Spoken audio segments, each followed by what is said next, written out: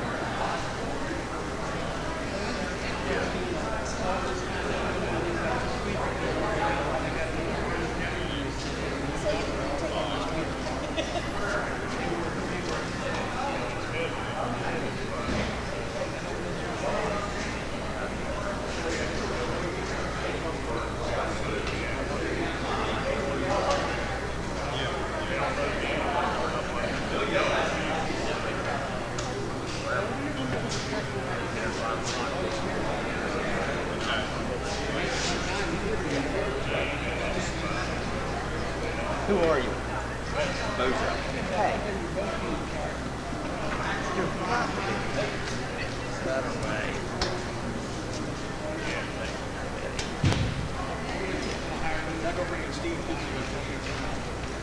There you go. Here's President. You know what I figured? I was trying to put Cubby Newton Carey. Crowd out how to put that for me. Huh? You just set up just hey, they want you. Susan Carey. Go away now.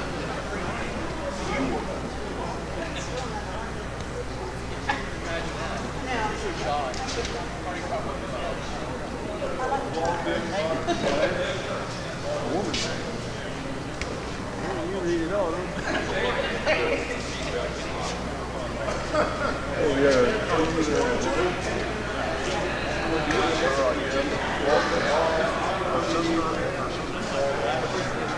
There you go. 1, 2.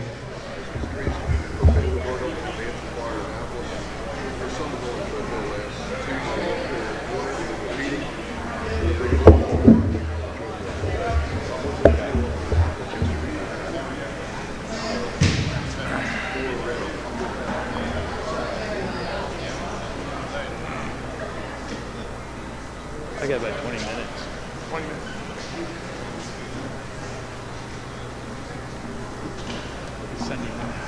Sunday morning, you got to do it right. Say downtown, starts early. Mississippi.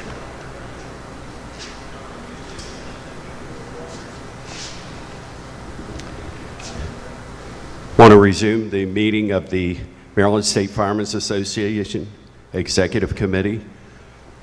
Call on the chaplain for the invocation. Good morning. Since it's the month of love, February, Valentine's is on Tuesday. For those guys that haven't already got your wife something, you only got one day to get out there and get it for her. So I thought I would read some scriptures about love this morning. The first is from 1 Corinthians 13, 4 and 5. Love is patient, love is kind. It does not envy, it does not boast. It is not proud, it does not dishonor others. It is not self-seeking, it is not easily angered.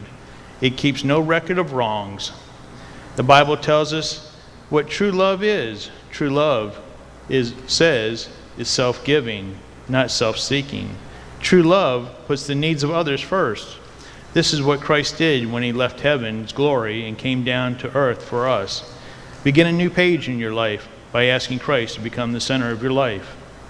And in Ephesians 4:31-32 it says, get rid of all bitterness, rage and anger, brawling and slander, along with every form of malice. Be kind and compassionate to one another, forgiving each other, just as Christ forgave you. Have you ever noticed that if you continue to hate someone, whatever they did will continue to hurt you? Our anger and hatred keeps reopening emotional wounds of the past. This is one reason why we need to let go of the past and with God's help, release our anger and hatred and replace them with his love. If we don't, our souls will be poisoned the rest of our life by bitterness and resentment. Instead of reflecting the love and mercy of Christ, remember Jesus' command, love your enemies and pray for those who persecute you. In Hebrews 12:14 it says, make every effort to live in peace with everyone and to be holy. Without holiness, no one will see the Lord. Too often people are filled with regret and guilt because they failed to reach out to someone whom they were at odds with. And then death intervenes and it's too late.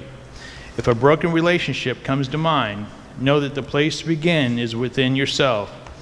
Are you convinced that rebuilding this relationship is something God wants you to do?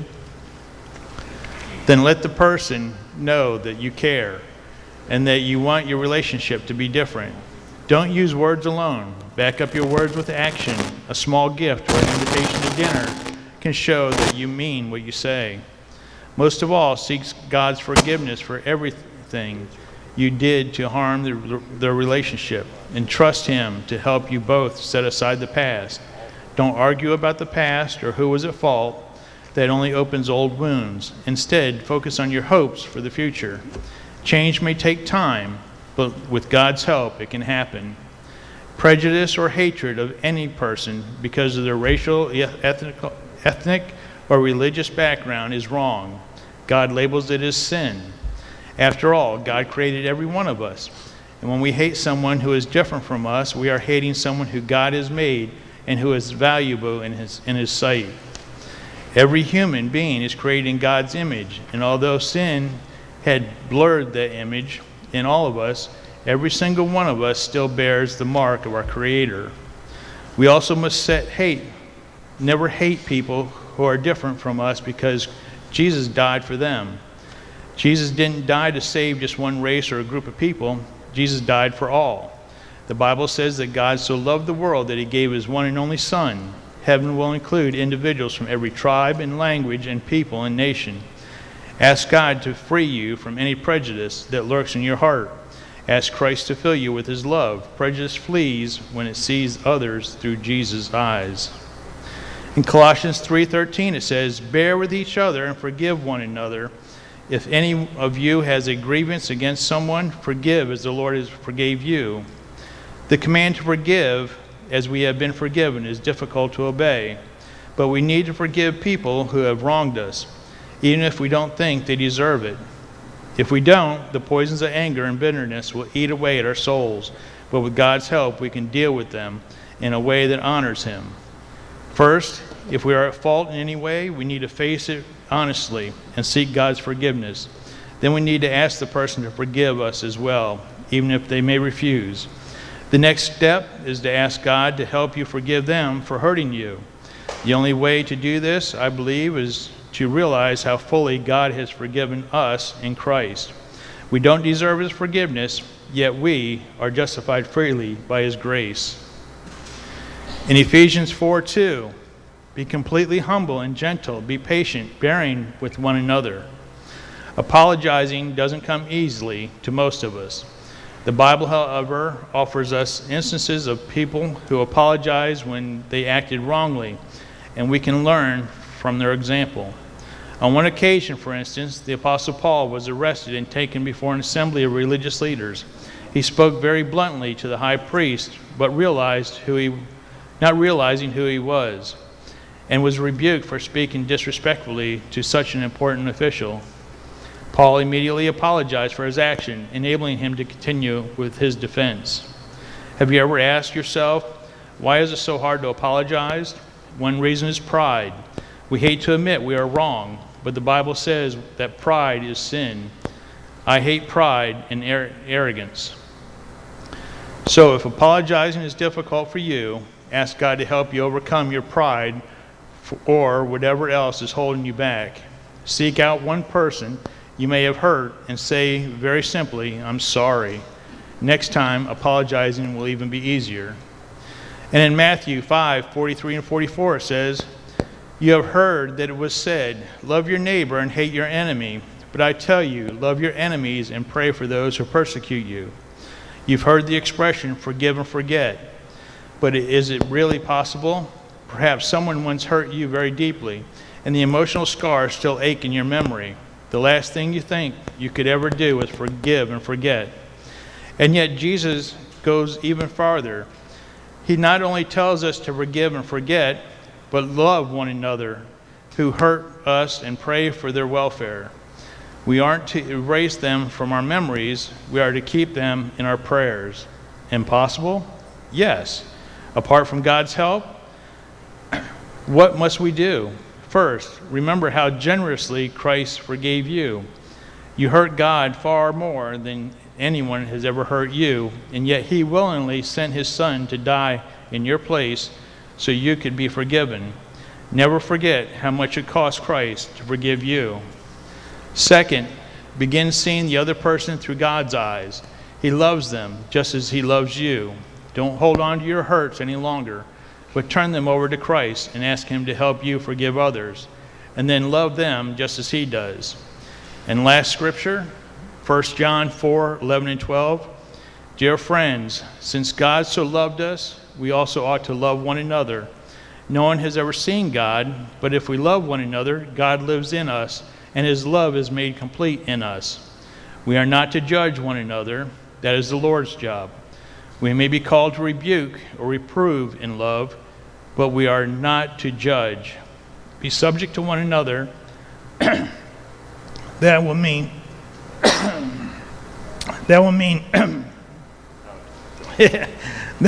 not only always having things our way, but edify one another. Sorry. We have the following prayer requests. Keep Richard Smith in prayer. John Sugar, Wayne Rounds, Denise Caldwell, Mary Morgul. Sherry Soper was hospitalized yesterday. Jim Kerman from Prince George's County was hospitalized for heart issues. And Chip Jewell's father's health. Please join me in prayer. Father God, we lifted up our concerns this morning, Father. We just ask you to be with those and provide your hand on them, Father, for healing. And Father, we ask you to be with us today as we continue the meeting for the Maryland State Firemen Association. We ask for more wisdom and knowledge to do the right things. And Father, right now, we ask you to watch over the Prince Frederick firefighters as they're answering the calls they're on right now, Father. Watch and protect them and bring them home safely. We ask this all in your Son's name. Amen. Please stand for the pledge.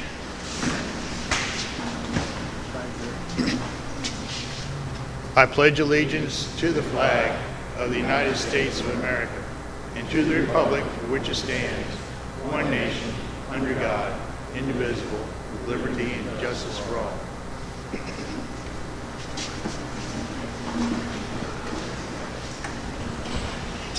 President Kurtz. Good morning. First off, I want to thank the Prince Frederick Volunteer Fire Department for hosting this weekend. They have been fantastic hosts. Let's give them a round of applause. At this time, I'm call Patrick up as president. Patrick, I got two things for you.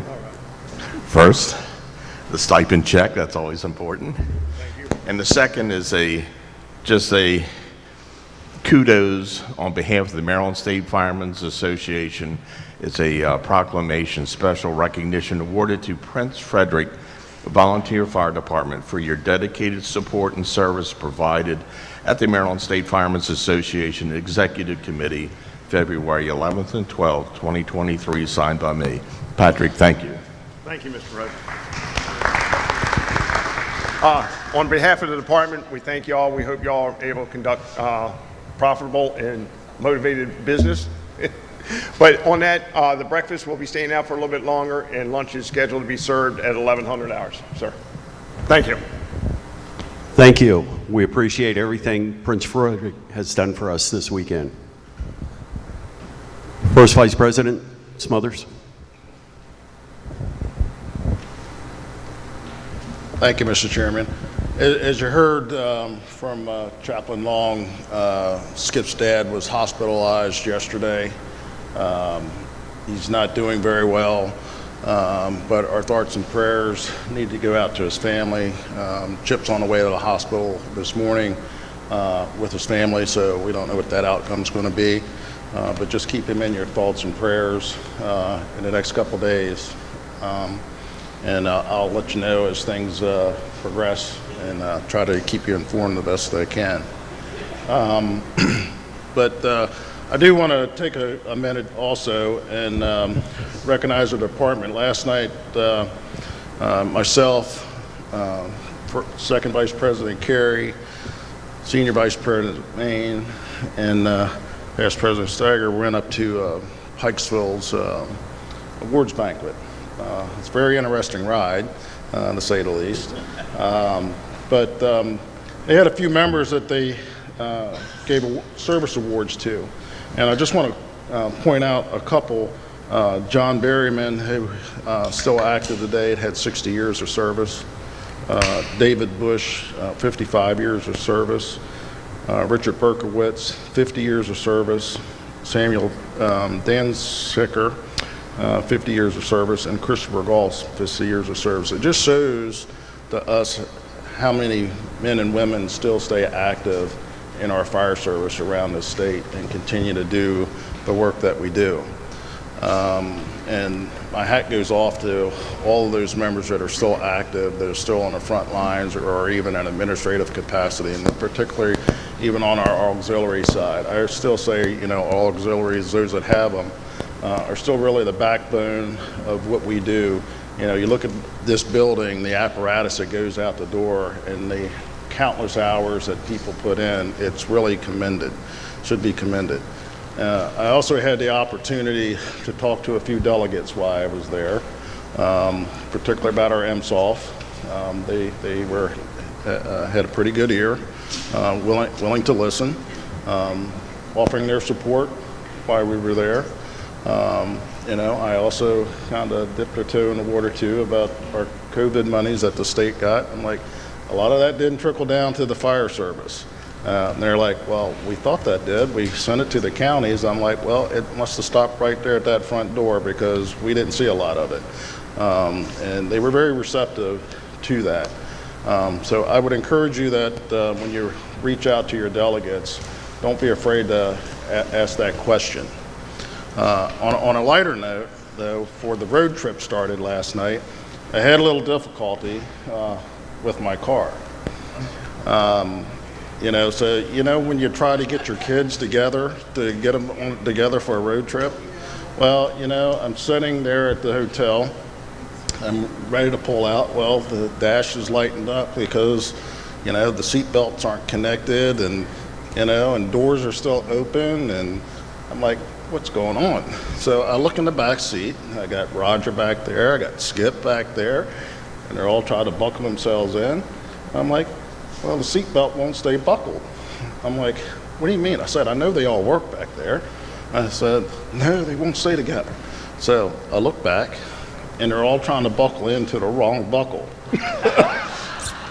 I'm like, normally, I said, I thought I retired. Normally when I put people in the back seat, they're in silver bracelets, but I guess I have to make sure that you're locked in too. So, child door locks. So it was a good ride. Thank you guys for traveling. Congratulations to the folks at Pikesville. They really had a good banquet, but it was an interesting road trip. So there you go. I thought I needed a car seat, but I had to make sure the kids were locked in good. So, well, I did too. I put the child locks on, so that was good. And we've said for a long time, you got to have fun while you're doing this. Second Vice President. I don't hear a backup alarm. Check your mirrors. Good morning. Again, a pleasure to be here. The bad thing about being second vice president is everybody says everything you want to say before you get up. I will say one thing. I never thought I would be in a NASCAR race until coming back from Pikesville last night. And I understand a lot about NASCAR driving and stuff now. It was fun. It was great fun. Like Eric said, the people were unbelievably friendly towards us. The delegates came over, they talked with us, the senator and the two delegates. It was very, very informative and very good. The one thing about this organization and this brother and sisterhood of ours that after 57 years in it, I find totally still amazing is the immediate friendship that you encounter when you walk in a door of a fire station and they know you're a firefighter or whatever terminology you want to use. You're accepted. Stop and think about that. That's a pretty great thing that we belong to. Pretty great. Good morning again. Thank you for having us. Where are we? We're in Prince Frederick. Thank you for having us, Prince Frederick. It's a pleasure to be here in Southern Maryland. I've enjoyed it here. If you were just a little closer over to the beach, it would be a lot nicer. Yes, Steve? Are you forgetting something? Do we have any past presidents, guests, ladies officers, or anyone in attendance?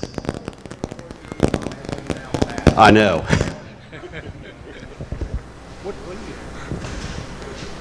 What? I just read them off. Who's here again? Okay, who have we got? Past presidents, of course, always a pleasure. We've got a couple here today that didn't make the trip yesterday. I see Brother Phil Herlock, who was president during, let's see here, World War II. No, almost 93, 94. Thank you, Vice President. I see Dave Lewis, and I need to talk to the microphone, right? I hate this thing. We have Dave Lewis, who was president 2011 and 2012. Thank you, Mr. Vice President. I don't think I have anybody else. Oh, we have our Miss Fire Prevention, She could not make it yesterday, but she is here today with us. Ashley, where are you? Oh, there she is, Ashley. Well, that's all the new ones that I've got, boss. How about those returnees? The people that have returned from yesterday. I see past President Mattingly. Yeah. I see past President Stager.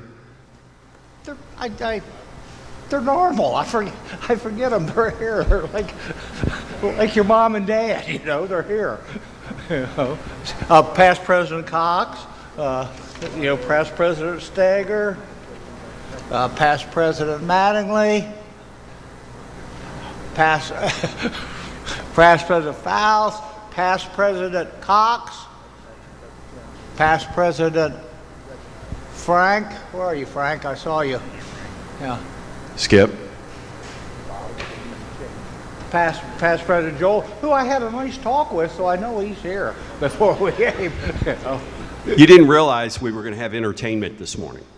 Hey. And Bobby Jacobs, past President Jacobs, with us. What? Oh, where's Mark? And Mark's here. If I missed anybody, my humblest apologies. I don't mean to slight you. I'm just new at this job, okay? Gene Worthington. Gene Worthington. Yeah, Gene. I talked with him too today. Roger, would you take him around and introduce him to past presidents?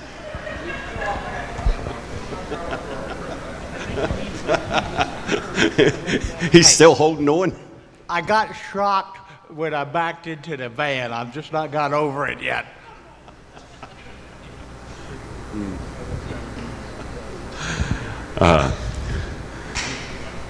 Skip, I'll do your job. Senior Vice President.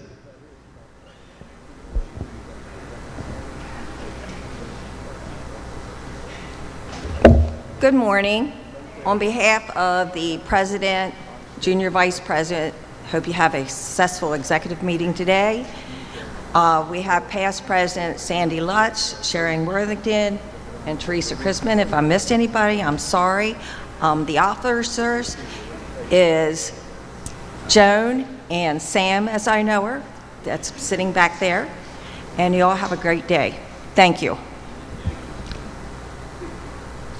Stand up and wave. Junior Vice President. Thank you. Ladies, thank you. We appreciate your attendance.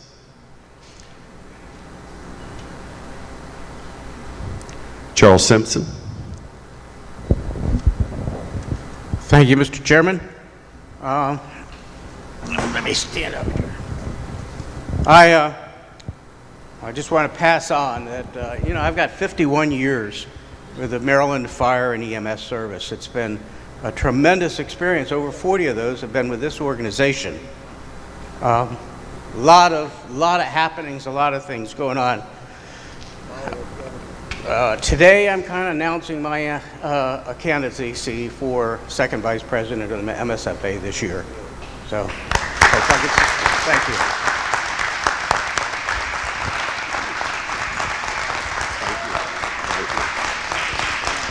Stand up. Stand up.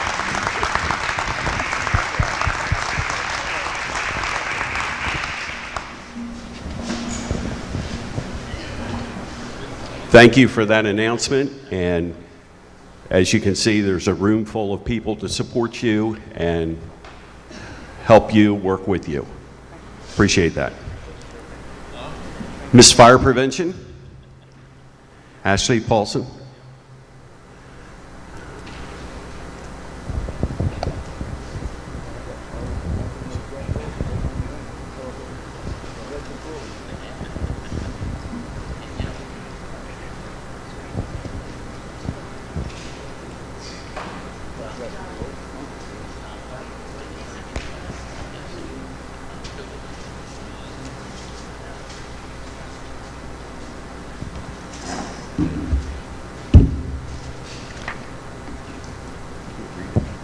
Good morning. Good morning. I'm going to start off by handing out Valentine's because Tuesday's Valentine's Day. Don't trip over the wire.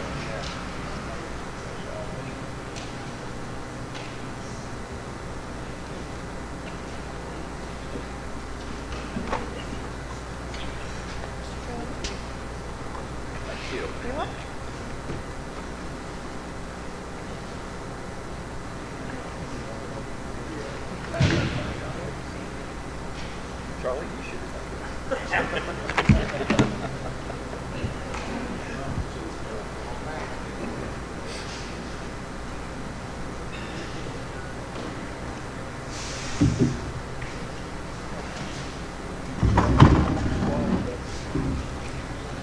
Like I said, happy Valentine's Day. Valentine's Day actually falls on a Tuesday, which is a Test It Tuesday. Test your smoke alarms, make sure that they're working, make sure that there's nothing blocking them. Recent deaths in Maryland have been caused by lack of smoke alarms, and that is your first offense to be able to escape from a fire. So if you can't hear that, how are you gonna know? Miss Teresa has some tip sheets over at her table. It has 6 steps. First is make sure you have a smoke alarm in your home that's within date. And then you step 2 is sit down with your family and make your plan. Step 3 is to move to bedrooms and not only just practice your first way out, because you need to know at least 2 in case that one becomes blocked. Step 4 is make sure you have your family meeting place and discuss if something were to happen. Like in the past, I've had my mailbox go down, so we switched it to a tree in our front yard. Step 4 is to make sure that not only you, but the young ones start to learn their phone number, their address, in case they have to call 911. And then to make sure that you are conducting the fire drills. Thank you. Thank you. Thank you for the gift, and thank you for that message. Very important.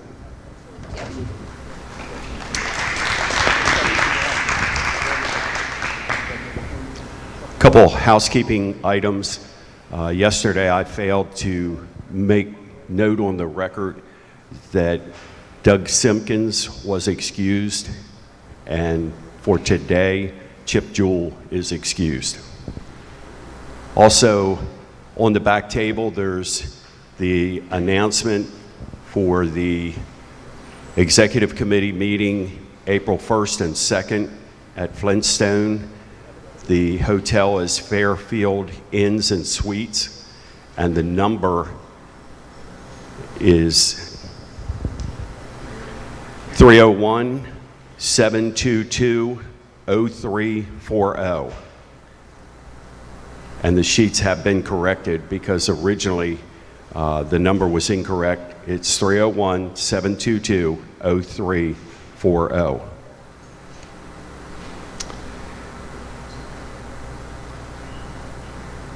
Ask for the administrative branch, Constitution and bylaws. Doug Ware.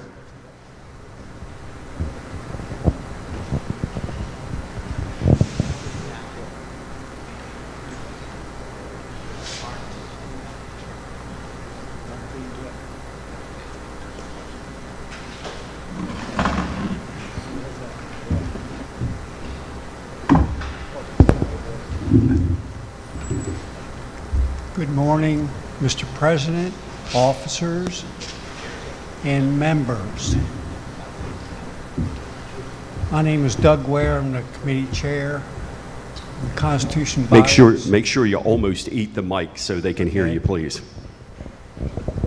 Okay. Again, my name is Doug Ware, chair of the Constitution Bylaws Committee, MSFA. My report has been edited, so I'll go ahead and give you the update. I have received 2 recommendations as of this date to our Constitution and bylaws. 1, Kensington Volunteer Fire Department Incorporated respectfully submits the name of Maryland State Firemen's Associations to the Maryland State Firefighters Association, and that will be presented at the convention.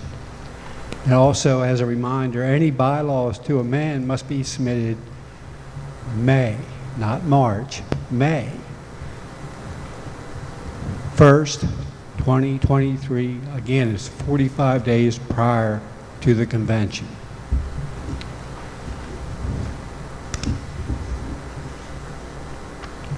Number 2, I've received from Liberty Town Volunteer Fire Department, Liberty Town, Maryland.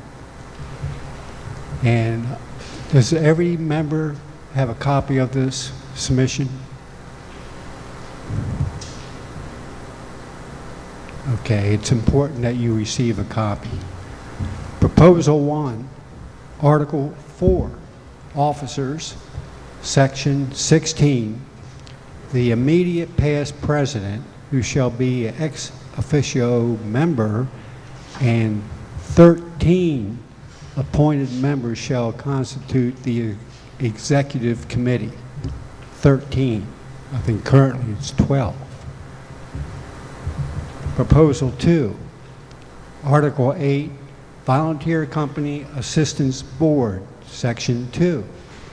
Volunteer Company Assistance Fund Board shall be comprised of 13 persons who shall be appointed by the President as prescribed in this section from 13 regional districts, which have been determined by virtue of the number of fire companies located in each district and other geographic considerations, and which constituted as follows.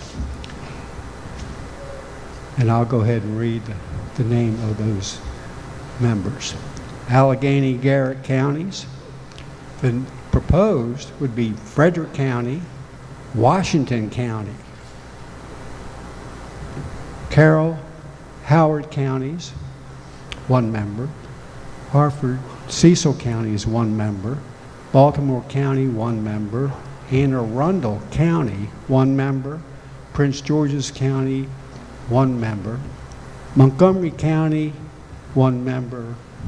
Calvert, Charles, St. Mary's counties, 1 member. Caroline, Kent, Queen Anne's counties, 1 member. Talbot, Dorchester counties, 1 member. Somerset, Wycomico, Worcester counties, 1 member. And again, the proposal is to have Frederick Independent as 1 member, Washington County Independent as 1 member.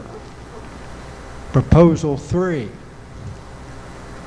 Article 7, Volunteer Company Assistance Board, Section 2.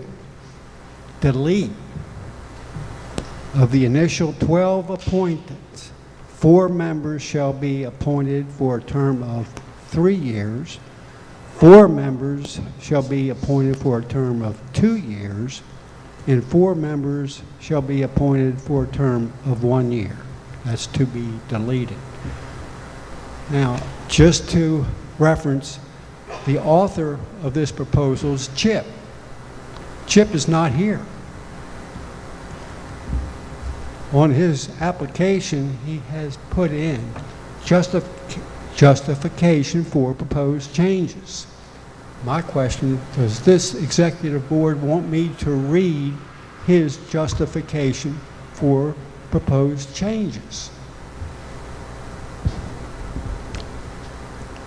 If you don't have a copy... Secretary,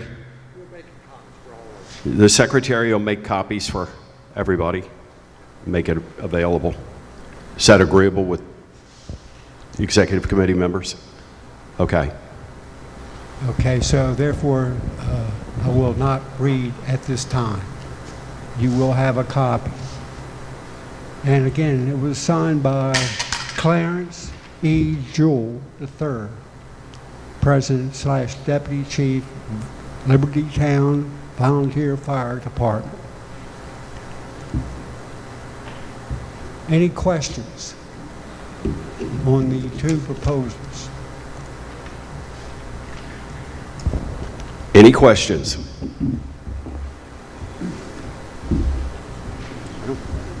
I don't think we have to take action. No. You're notifying us, and it would be on the ballot. We don't have to take any action. Right, okay, and it will be at the convention. Yes. Okay, thank you.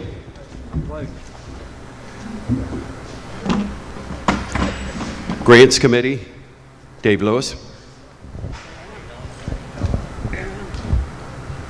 Bill says I get 3 minutes.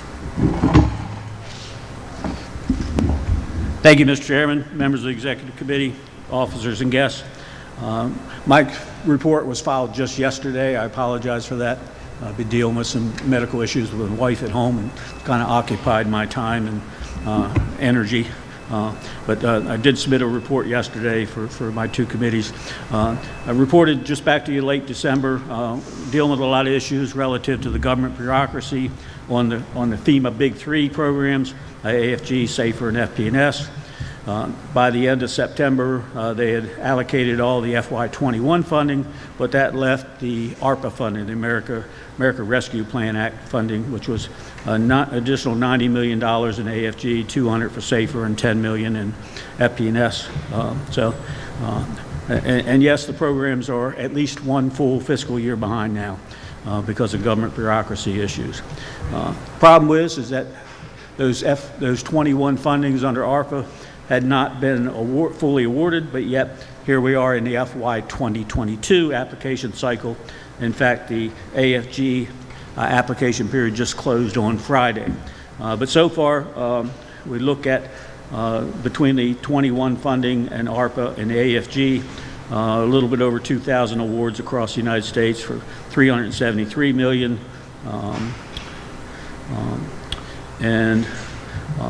In Maryland, we've been fortunate so far to have 25 awards for a little bit over $7 million. We've done a lot of work at the national level. I can tell you I had a lot of conversations at NVFC, really a lot of frustrations in getting these awards announced. The guidance that was given out that is that you have not received, if you had an application in for FY21, and you've not received an award or a turn down letter, you should go ahead and resubmit in 2022. And should you be awarded out of the ARPA funding, then they basically will pull out your 2022 applications. So SAFER opens on Monday. So that notice of funding opportunity, the rule book is posted out there. So we're kind of working through that. A lot of things we're trying to work at a national level through NVSC as well as the other major fire service organizations. A lot of frustration in some of the changes they made to the SAM process, to the point that we believe that a lot of small volunteer departments are just saying it ain't worth the hassle. And that's a concern to us at the NVSC, because the people that benefit the most from these grant programs are basically giving up and using equipment that's 10, 20, 30 years old. And that's a risk, that's a safety issue. And so where we're going to go with that, between our discussions with FEMA as well as congressional, I've dialed in Bart Kennedy from Senator Van Hollen's office and trying to work some things there. One of the latest twists that kind of came out with, I guess FEMA didn't put it in, but DOJ put it in. There was this whole thing about what is your civil rights policy? And they don't mean your EEO policy, they mean your civil rights policy. And we actually had somebody that put one in, and they said, no, that's not what we want. I said, well, what do you want? Send us a sample. Well, we don't have a sample. Well, what's wrong with mine? Well, we don't know, but we don't like it neither. It's kind of like pornography. We don't know what it looks like, but we'll know it when we see it. I don't know. Certainly is, we're continuing to work that process at a national level. I tell you, it's very frustrating. I would expect that the 3 representatives, which I am one for NVSC, that goes to the next criteria development panel meetings, will probably continue to raise heck. SAM has gotten unwieldy, to the point that, if I'm registered in one place as on 123 Main Street, and I spell street out, and then in another place I put street ST period, the 2 things don't match, and it says we can't accept your. And we've also had several things that the new SAM process requires a street address, and a lot of volunteer departments don't get their mail at a street address. They get it at a P.O. box, and it won't take a P.O. box. And so they're actually had I know at least one department that actually had to register it with a street address, and and then the next day go back and update it to take the street address out so the mail will go in the right place. So it's a frustrating process. If anyone have any specific challenges, let me know. I don't know that I can fix them, but again, it's certainly some things that we can put on the list to kind of take to both FEMA as well as our congressional leaders, because we need some fixes. Yes, sir. One, I know you work closely on a lot of other things with Jonathan. Ask him. He got frustrated. He was almost ready to tell our department and the federal government to stuff it, because it was so convoluted and everything else. But Okay. like I said, I know you work with him on other things. Yeah, I'd be glad to talk to him. Get some comments off of him. The other question is, I know we're a year behind. Do they feel that later on this year they will start with the the fiscal year 23s, or how are they looking to try to catch back up? Or do they even worry about it? Well, they know about it. I could tell you, Kathy Patterson, who leads the Grants Program Office, she's as frustrated as we are, because she's a victim of the system. You know?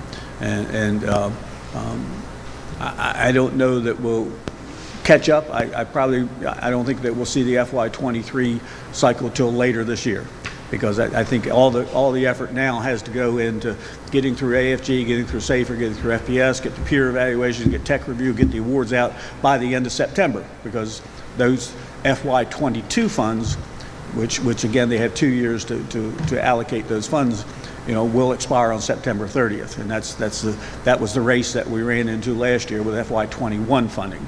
The ARPA funding, they had a little bit extra time, so that ARPA funding, although it was a blessing, it was also a curse, because that was another pot of money that had to be worried about.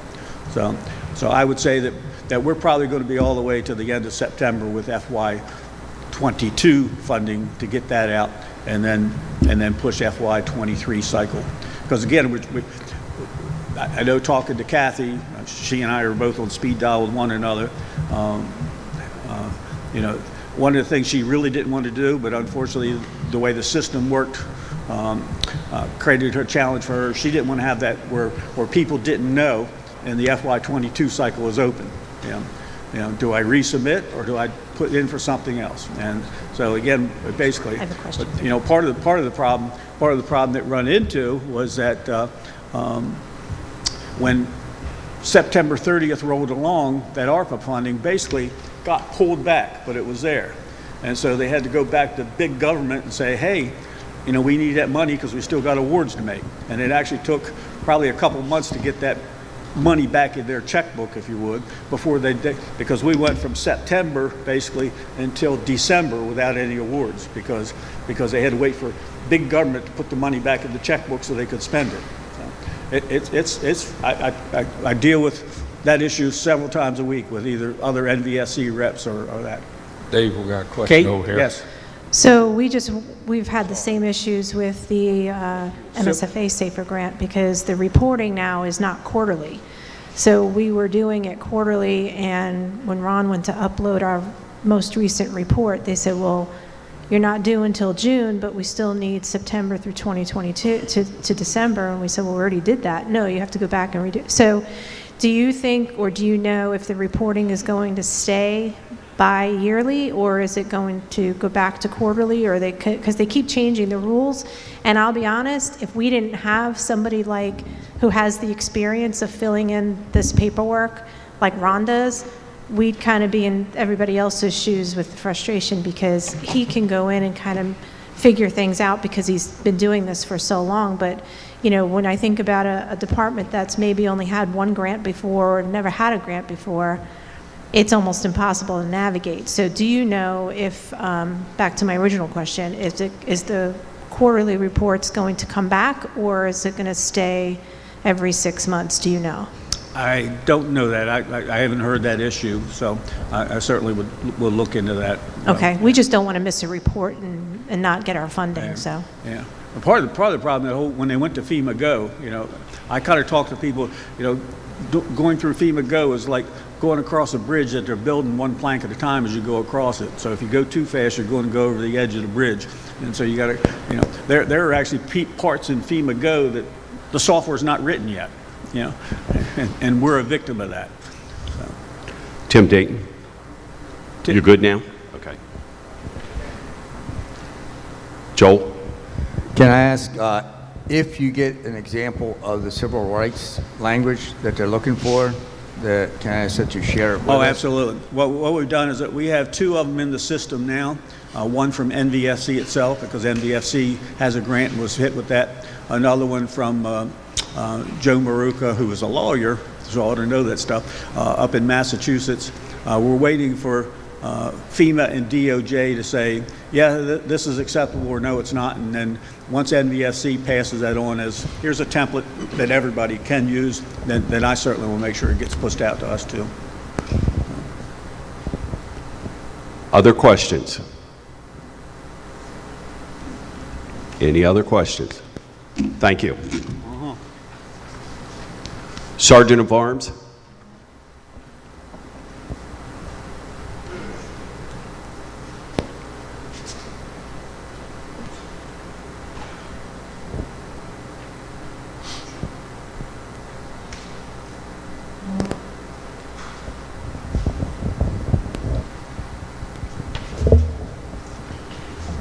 Well, I had to come up here because I want to thank everybody for both days so far that have been very pleasant, and I didn't have to work too hard.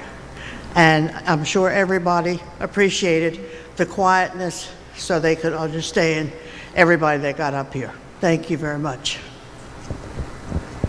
The good part is you've kept Tim Delahaney in check.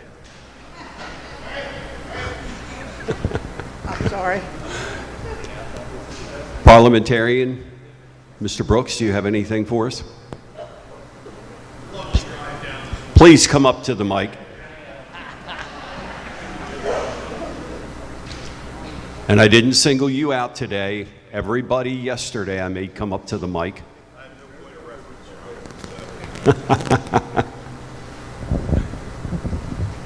Is Ken Bush here? Morning, Mr. Chairman. What can I do for you? Report from the parliamentarian, So if you have anything. No, Ken Bush and I have had communications just back and forth after the last Zoom meeting. The only thing for us to really do is obviously not get involved because you don't want us there, but to provide you and the president guidance on an as-need basis. I just was briefed that the submission is now on the record for a name change. I think the appropriate thing is we continue to wait until the regional meetings or the town hall meetings are done by Chairman Chrisman, and then after that we'll have a path to move forward and see what it plays out, how many submissions we have, and then we go through the process. Any questions for the parliamentarian? Thank you. Appreciate that. Always a pleasure. Thank you. Good to see everybody. Awards branch, awards committee, past President Cox.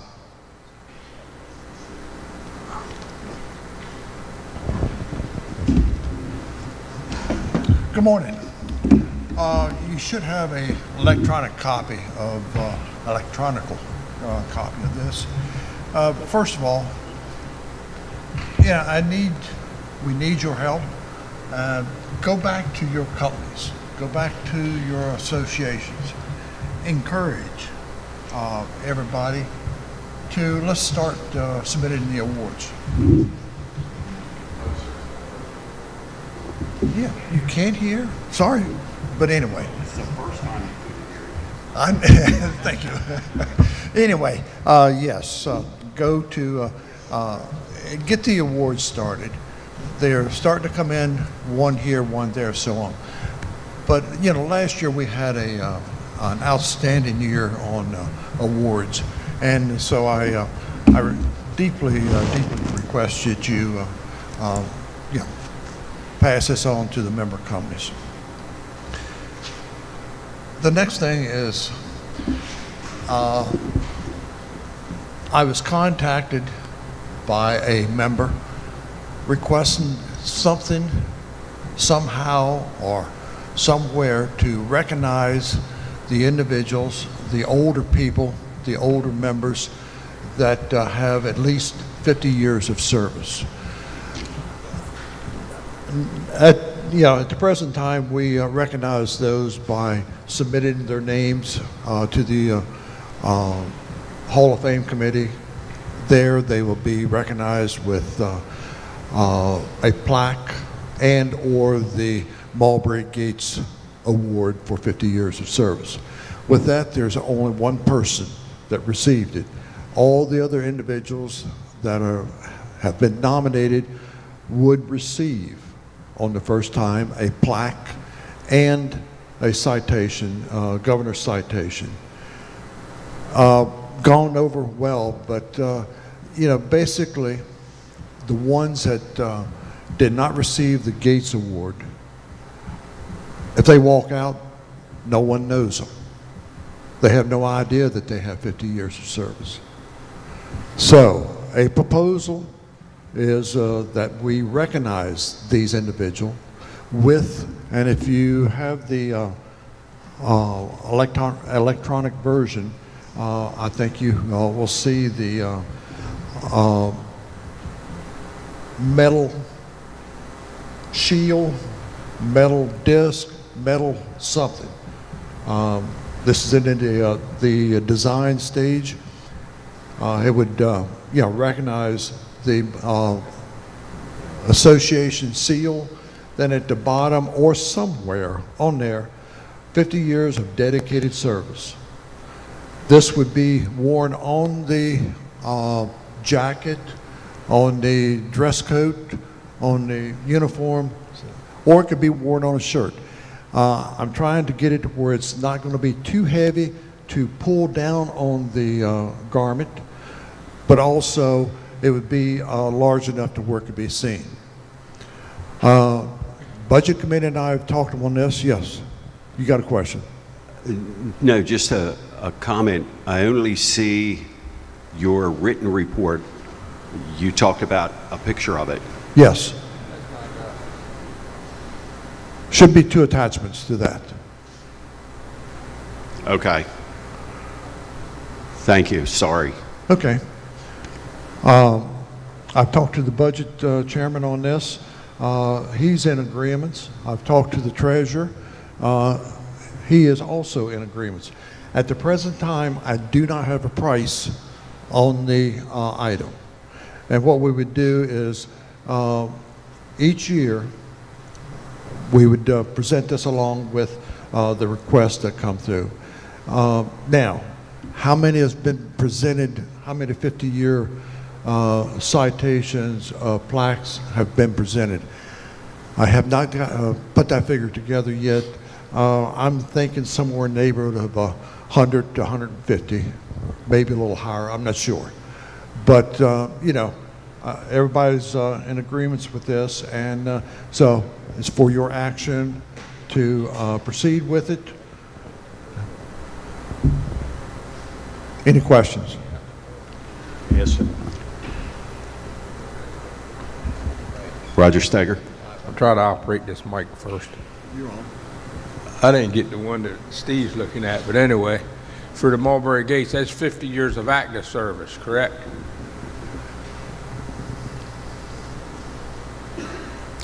Does it 50 years of service. Okay, but I thought it did say active service. And I'm not sure what's in the rules on that. Okay. If it's active or 50 years of dedicated service. Well, my question is, Mr. President? where's your proceedings book? It's got it. Being a previous Hall of Fame committee chair, it's 50 years of active service for the Mulberry Gates Award. Okay. Thank you. But what my question is then, Doyle, because I thought that's what it said, is why don't have the pen say active service instead of dedicated service? And why I ask that, Ocean City recognizes two different things, just like everybody else probably does. We got members that have 50 years of active service or 40 years of active service, and we got some that's got 40 years of fire service, but got 25 active. You know what I mean? It sort of makes the ones that are active, and I thought that was a requirement for the Mulberry Gates, it says active service in that to meet the guidelines. Whatever pin we're giving out should say active service on it. Well, okay, I understand where you're coming from, but this does not, this will not interfere with anything from the Gates Award. This is something separate.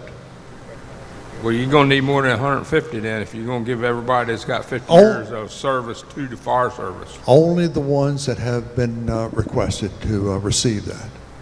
Everyone gets it. Right. So is this Robbie? is this a new award or is it part of another award? Because It's what part, Rogers- it's part of the 50-year service.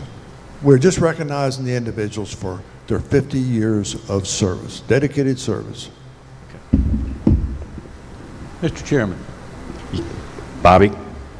what's the definition of active service?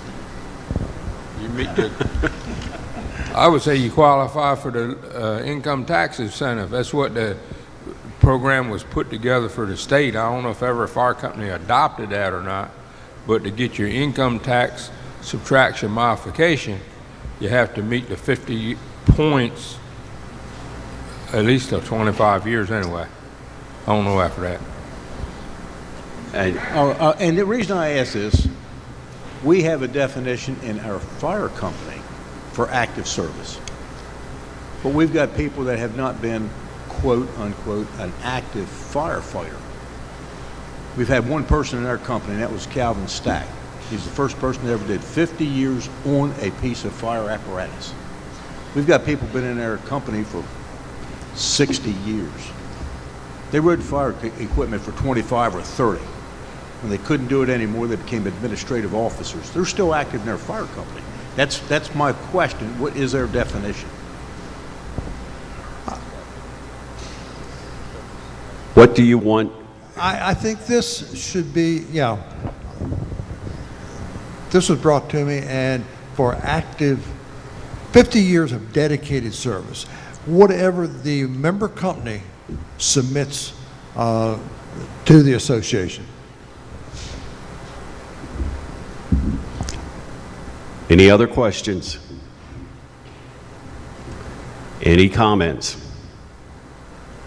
I'll entertain a motion to support the activities of the awards committee. Have a motion by Bobby Phillips, a second by Ron Block. Sorry, Roger, you're slow. You were asleep. Any discussion on the motion? Is everybody clear on the motion? All in favor say aye. Any opposed, no. Ayes have it, motion carries. Thank you, Mr. Chairman. But I will continue to work with the Budget Committee and the Treasurer on this to get everything lined up for its cost and all that. So, And just a comment, when we talked, that was the 6,500 we put in yesterday just as a pull it out of the air to put something in there.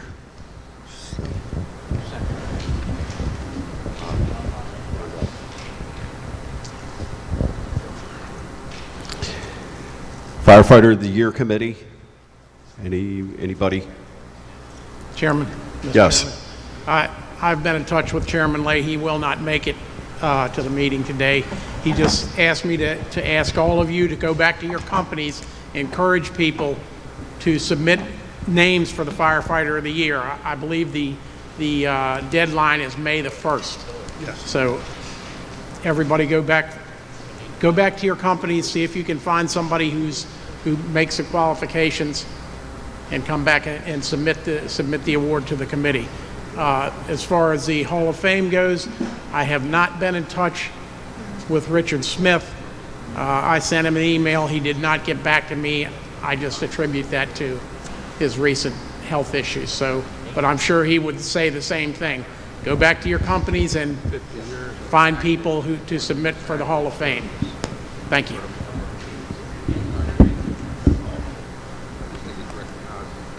Thank you. Past President Jacobs, anything on the Robert Scheimer Award?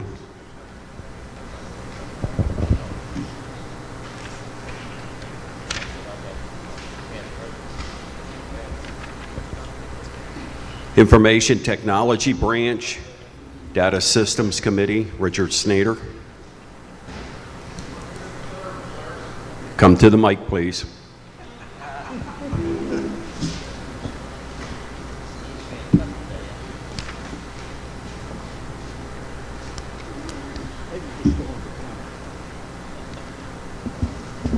Guess I have to learn to use the mic. Richard Snyder, Data Systems. Chris May up here with the audio systems. We're here to serve. We're working on doing some updates. If you're currently using MSFA equipment and it needs to be updated, let me know. I normally try and make our stuff last 5 years. But if you have something that's younger than that and it's not fast enough or you're trying to do something it can't do, let me know. I will tell you that I don't get many calls anymore. And if everybody's that technically savvy, I'm really excited. But then I hear people complaining that they can't do something. If you got a problem, give me a call. I can usually help you fix it pretty quickly.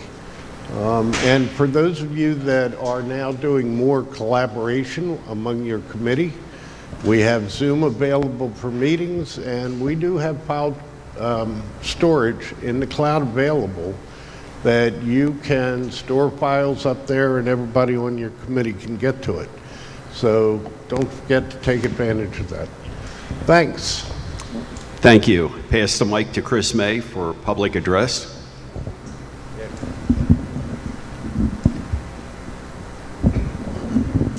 Chris May, Public Address Systems Committee Chair. The only news that I had to pass on is stuff that's already been said, that the original trailer that was purchased for my use was stolen. A police report's been filed and a replacement's been ordered, so unless anybody's got questions or wants to hear the story about. Thank you. Public Information Branch, Public Relations Committee, Ron Watkins.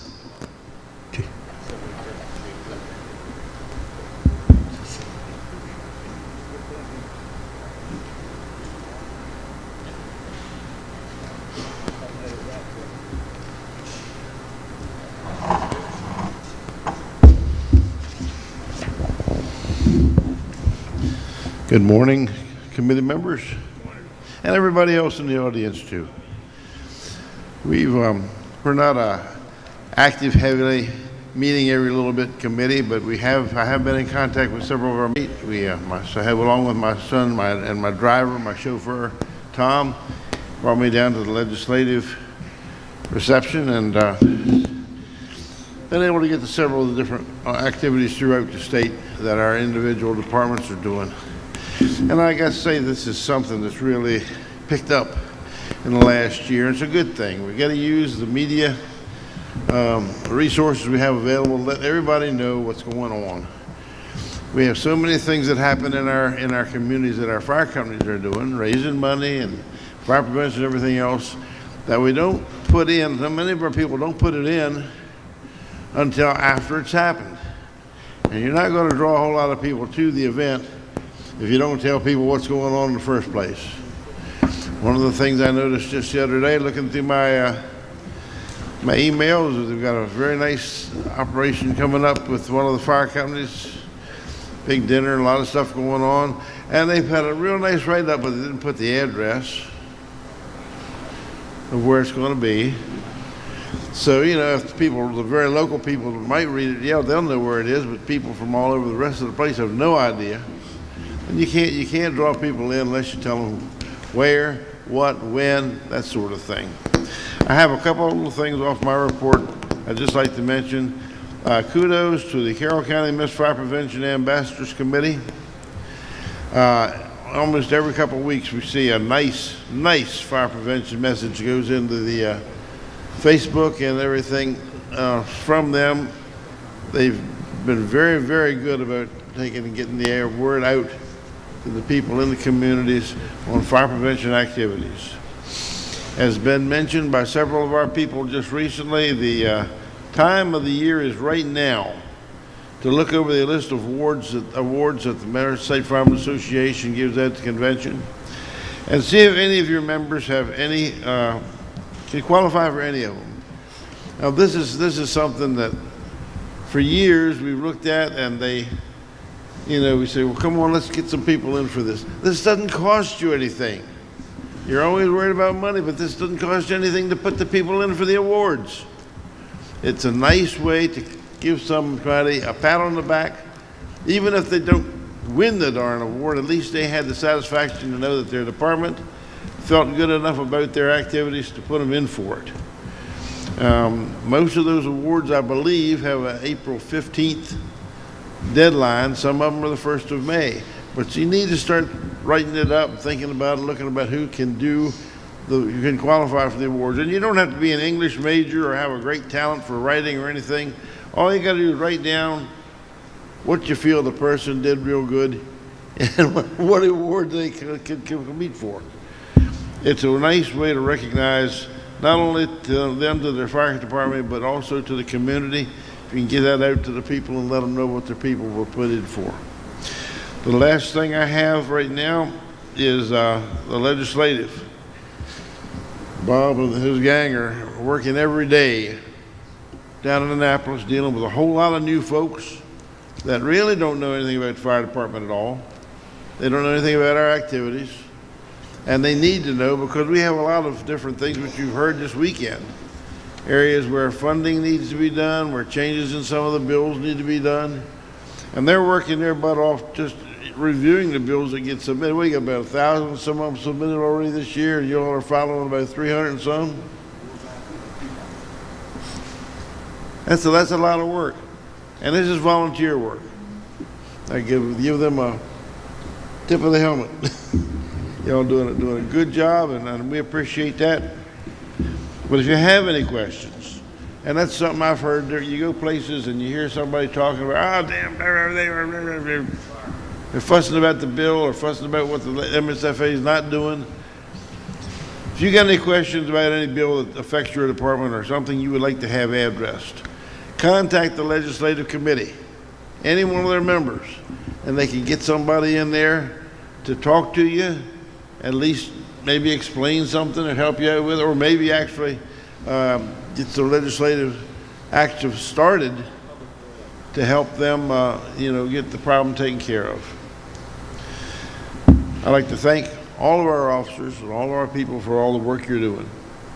It's an extra stripe above and beyond what you have to do at your local departments, your local county organizations.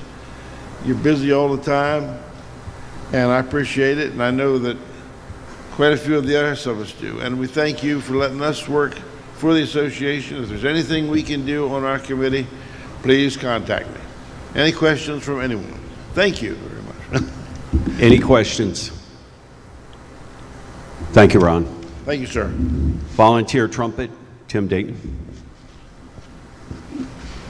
Yeah, Jonathan's not here today. He's just sitting waiting.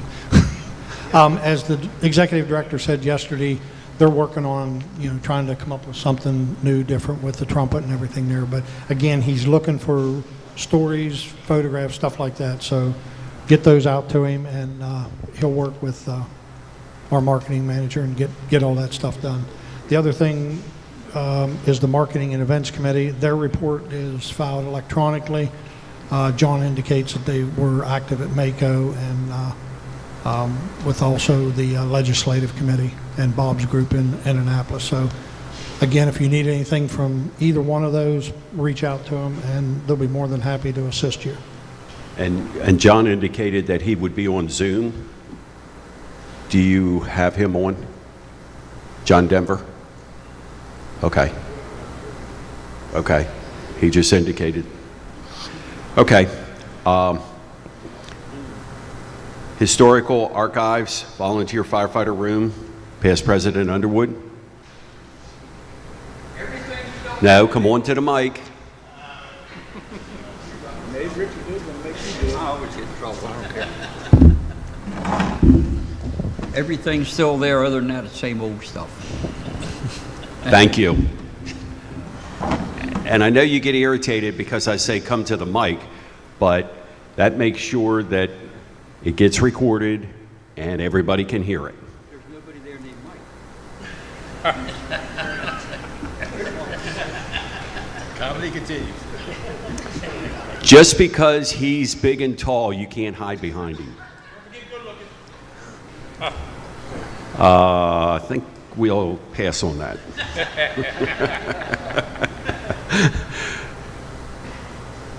Safety Committee.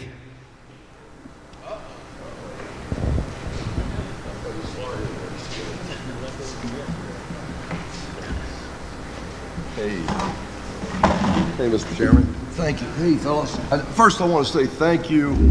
My mom passed 2 weeks ago, and it's crazy how many people have emailed me, called me, sent cards. I can't say enough about it, but thank you. With regards to that, John Fisher, most of you knew him. He was from the beginning of the safety committee, and John, I talked to John at 3 o'clock. He died at 1:06. He died of a heart attack. I can't think of a person in this room that was any more proactive about getting physical exams and follow up with it. And John believed in it. And I don't want to get into exactly what he had done before the heart attack, but I will tell you guys, we've had 4 members of the safety committee die in 2 years, and 3 of the 4 died of sudden heart attack. So go get a physical exam, and if they tell you something's wrong, follow up with a cardiologist if you want to stay alive. And without getting the HIPAA, I would suggest that you listen to what I'm saying. If you think you've got problems, don't be in denial. Anyway, that is going to probably, in Maryland, that is the #1 cause of death, other than possibly suicide, which we don't know a whole lot about as far as notifications go.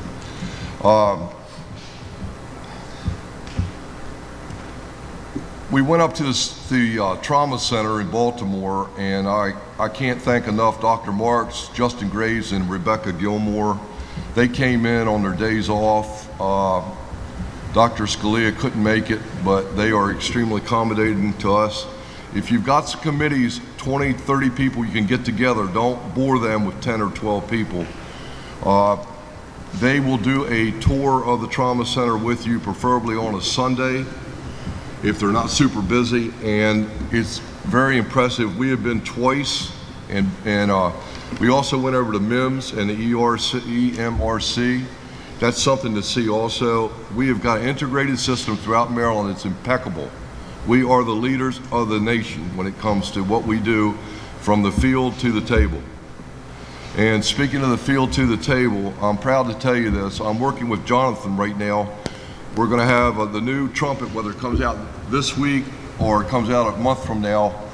We're working on an article, and it's going to feature First Vice President Smothers about what he did in 30 plus years and is a field medical provider on the aviation side. And we took a lot of pictures with the president, vice president at the trauma center, and Jonathan and I are working on, I think you're going to be proud of who you got as your new president in about 6 months. So we're working on that, and Eric knows about it, and he's doing what he can to provide him with his what he's seen. I think you were the senior provider, weren't you? He's gone. He left. That's good. Anyway, I think, Eric, you're going to be impressed by it, and you can't find a better person than Jonathan to write an article. And we've got some really good pictures, so that's what's going to happen on that. And the name of it's going to be called From the Field to the Table is what we're going to name it. Dr. Scalia thought that was a cool name, and he liked it, and that's pretty much what we do. And those of you who've never been to Trauma Center, you might want to go and see it. It's very impressive. Something else we're looking at doing is, and I want to bring this up for discussion, I've made contacts with different people on cruise ships or whatever, and talking about problems with firefighter safety. One thing that's working up in the upper northeast is putting a blue light where the strobe light is on the rear of the truck facing to the rear only, on the left side, which is the driver's side, taking that red or white lens off and changing it over to a blue lens. And what they're finding, and Dr. Genoway's working on it to provide me information out of Pennsylvania, and a chief of a very big volunteer department up in northern New York, where they come out of Canada at 90, 95 mile an hour on these interstates. They're finding, number one, that if they take a police officer in the secondary car, third car, put them down the road a half a mile for a major incident on the highway, whether it's an accident or a hazmat, that putting them down with their blue and red lights on is slowing people down. So by the time they get up to where the apparatus is in the ambulance, they've slowed down because they're not slowing down.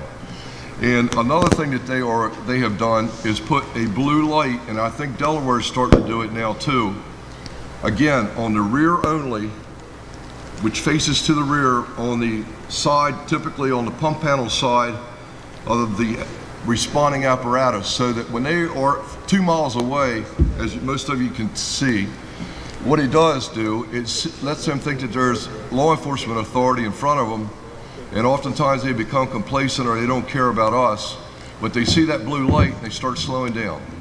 So with people like the Elkton Fire and different ones along 95, 50, 301, all are different roads where they typically drive way over the speed limit.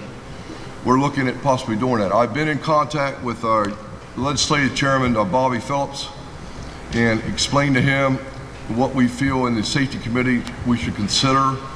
On most of the apparatus, it would be no more than take a lens off and put a blue lens on. Now, the Maryland Transportation Code dictates we can't do that. I have talked to the state police, see what they think, come back with what you guys think, but I would like, it's not gonna happen this year obviously, is to work with the state police and possibly change over that one lens. It only faces to the rear only. Typically you cock the apparatus so you don't run over your personnel in the road. They would see that blue light from a distance and hopefully slow people down. And as somebody in the safety committee said, if we save one responder's life, we've done our job. But I'll bring that up for discussion, how you guys feel. If you don't want it, that's fine. We did not discuss fire police, and those poor guys are out there. I mean, Roger Steger can attest to this. People just don't care, and we've got to do something. We're going to keep people alive. But they claim this blue lens from a distance is slowing people down. So, Bob, you got anything to interject on it?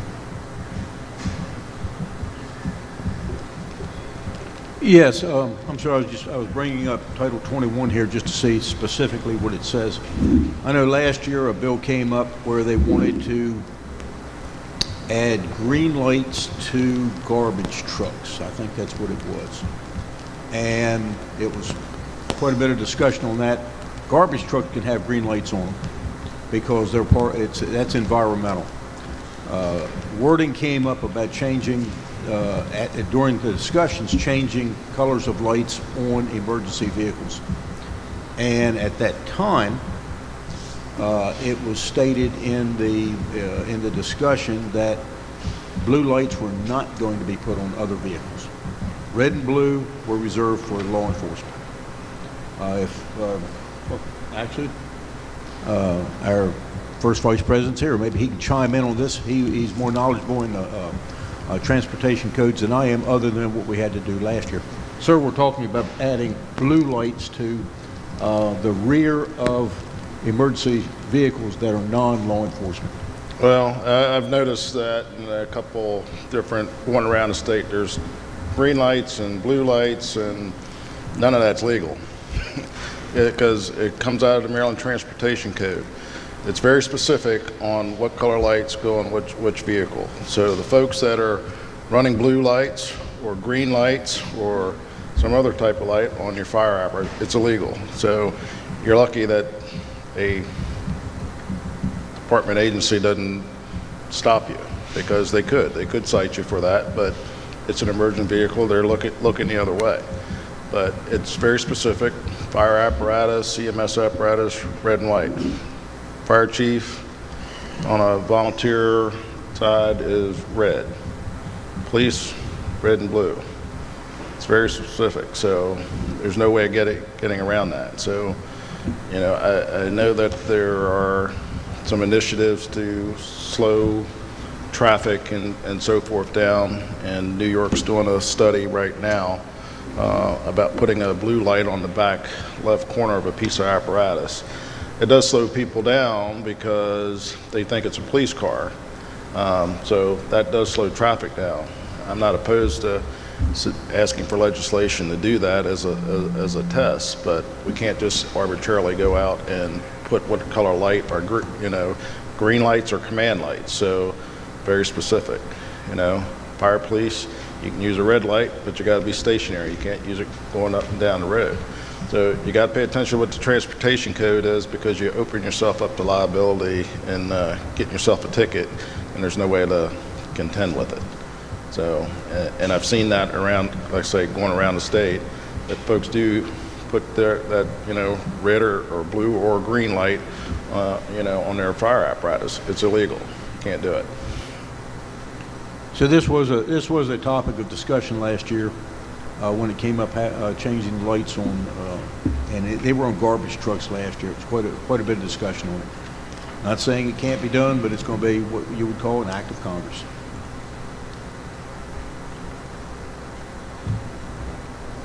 The only other thing I have, Mr. Chairman, is we've been really proactive this year about PTSD and peer support, and Teresa Ann Chrisman has chaired the task force. We're lucky enough in Ocean City, we've got 3 different things going on. We've got a 2-day conference, which is $300, and that does include food, and that's being put on by the First Responders Conference. They go all over the country, but here's the cool thing. They have got it's a 2-day curriculum. They are incorporating everybody that's ever involved. Communications people, police, people that would, even up to the Red Cross, anybody that sees disasters or has to deal with what we see. And I went to it last year, and some of the safety committee went. There were things that came out in it that I'd never heard before, because they're bringing it from all over the country. And these are senior people that have been out in the trenches. So it's in my report, March the 30th and 31st. With that said, MIMS is going to have a conference in Ocean City. Friday, April the 28th is the date that they have devoted all day to peer support, behavioral wellness, building peer support training in your fire departments. Randy Linthicum has been assigned this task to oversee it. And Randy's with MIMS. He's also on the committee. Most of you know Randy. And he told me to encourage you guys. They're trying to put together a field program for every department where they'll come out and do what they can to provide you either training or have somebody in the department enter trained. And Randy said, please contact him. His numbers are on there. And the only other thing I have is the active shooter. We've had phone calls. It's getting worse and worse and worse. And we go out here and we lose 2 or 3 firemen. We haven't done our job on the safety committee. So we've been in contact with the state police, and MIMS has been assigned a task of training people, mostly the first responders, being typically the ambulance gets there before we do on the volunteer side. And training these people in the hot zone to stay out of the hot zone. We got into a pretty tight discussion twice now in the safety committees about it, but the common sense thing is to park and wait for police to call you in. But at the same token, we get called into malls or whatever for unknown calls, the worst call you can go on. And we cannot not address this because it's getting worse. God forbid somebody goes on that boardwalk in the summertime in Ocean City, for instance, or at the convention center. So we know that. The state police are working on it. They have an intra-agency person, Sergeant Smith, and Randy Linthicum. If you need somebody, call Randy. We did meet with them before they came up to the trauma center and talk, but they're willing to come to every one of your departments and talk about this active shooter mess. So Randy is the contact person for it with MIMS. I believe he's put together a PowerPoint presentation he can put, and the only other training we have, the International Fire Chiefs Association is having a conference in Ocean City, April the 20th through the 22nd. They're bringing in some really good national speakers. I don't know how they get them there, but they do. And it is going to be at, oh, is it grant? Thank you. Okay, there you go, grant money. Anyway, it's free to us. You have to submit for it with the grant. They're paying for it, except for the food. And the food is, David, you're going to have to help me. It's whatever the cost of the food is. I think like, whatever, $50. But other than that, it's being paid for. But again, they've got some awesome speakers that are going to be there. More on it, it's obviously Chiefs, it's more on an advanced level. So again, there's 3 different ones in Ocean City, a 1-day conference on peer support, a 2-day detail conference on peer support, and the International Fire Chiefs are April 20th through the 22nd. That's it. That's all I have, Mr. Chairman. Thank you. Any questions for the Safety Committee? Appreciate it. Strategic Planning Committee?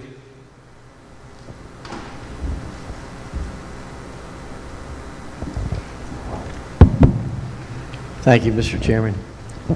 We did not have a meeting prior to this meeting of the group. Personally, I feel as though the name change and the voting situation took up enough and we didn't want to add any more stress or anything else on the personnel. So we will be planning our next one at the end of March prior to the Flintstone meeting. Thank you, sir. Thank you. Past presidents? Roger? Nothing? Okay. Risk management, did Chip give you anything? Risk management? Okay. Moving to member benefits, reaching the next generation, and John's not on Zoom. Recruitment retention? Nothing, okay. Okay. Scholarship?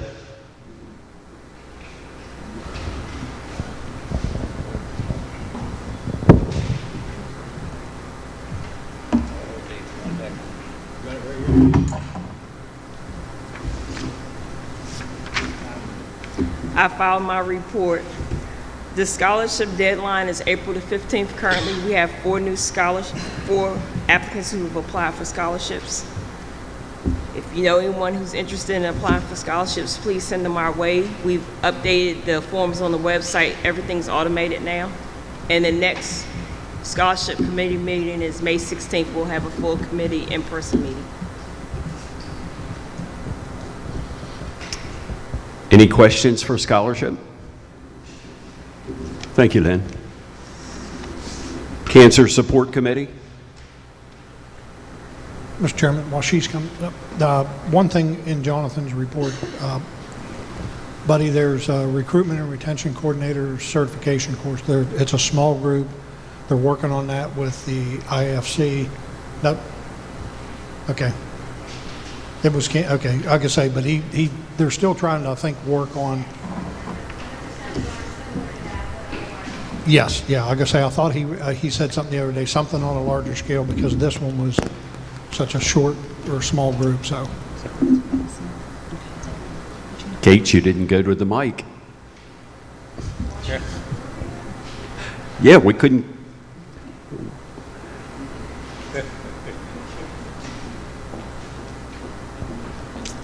So everybody can hear your comment. No, I was just stating that we decided not to go the route of the IAFC certification course this year because they only supply 2 instructors for 18 students. And with the amount of recruiters that we have, even having 2 of them that we were trying to do wouldn't reach everybody. So we're going to try to reallocate our resources to have a larger, not a boot camp, because we don't want to keep doing boot camps, but we want to do something different. So that'll probably be coming out September or October. So we're going to work with the Recruitment and Retention Committee on that. Thank you. Cancer support. Okay. Introduce yourself. Go real close to the mic. You almost have to eat it. Good morning, everybody. My name is Randy Beavers. I am the chairperson for our Cancer Support Network. We've had some great wins here recently. We've been able to update the website since we've kind of changed course from giving out the bags to providing gift cards to help offset fuel costs for our members that are traveling back and forth to treatment. So the website has been updated with forms. There is also a community resource guide from all different areas of the state where members can also get any sort of support if there's a local business or whoever it is, something that can help folks in their local community. So we have also ordered blank note cards to give this gift card in. We're going to be hand delivering them, so it'll be a little better than just dropping it in the mail. Let's see, I got my glasses. So I don't know if folks have seen it, but we have now reestablished access for Teresa, myself, and Cindy, and we're starting to post again on Facebook, so that's starting to come alive again. Wash Your Hood Sundays, different messages here and there, so that's starting to be resurrected, and we've had a lot of additional interest and some more followers, so good work there. Still working on getting in touch with some folks in the medical community to get more awareness around for primary care physicians to get around just awareness of the cancers that our members are more susceptible for, just to get it on their radar. The other thing we have going on is our walk on April 23rd, which I'll turn over to Teresa to talk about. So the walk, we met with Annapolis City to secure the permits. We will, I've reached out to Robert Small. I talked to him tomorrow night to secure the 2 ladder trucks to do the arch. We will begin at 7 a.m. with registration. We're doing a little different this year. We're not doing T-shirts. I think everybody has T-shirts, so we're going to give out water bottles. So it'll have the etched logo on there with Stacy Faust's saying, because we think that's tomorrow is today.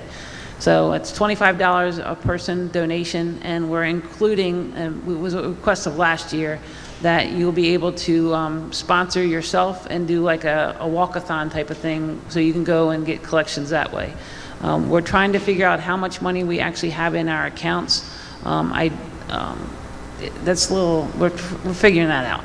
Well, we know that there's a lot of money there, so we just want to make sure that's happening correctly. Yeah, everything that comes in for cancer goes directly to the cancer account. Okay. So doesn't get used for anything else. Okay. Yeah, we just need to know how much is in there. Yeah.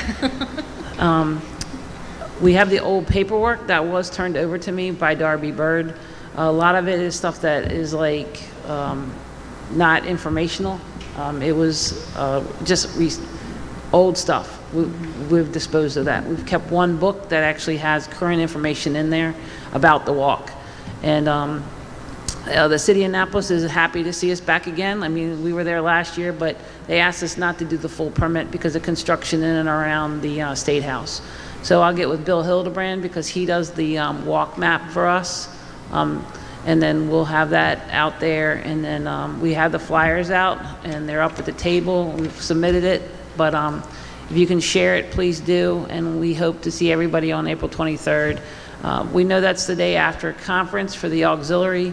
But this has always been that weekend for the walk itself to stay current.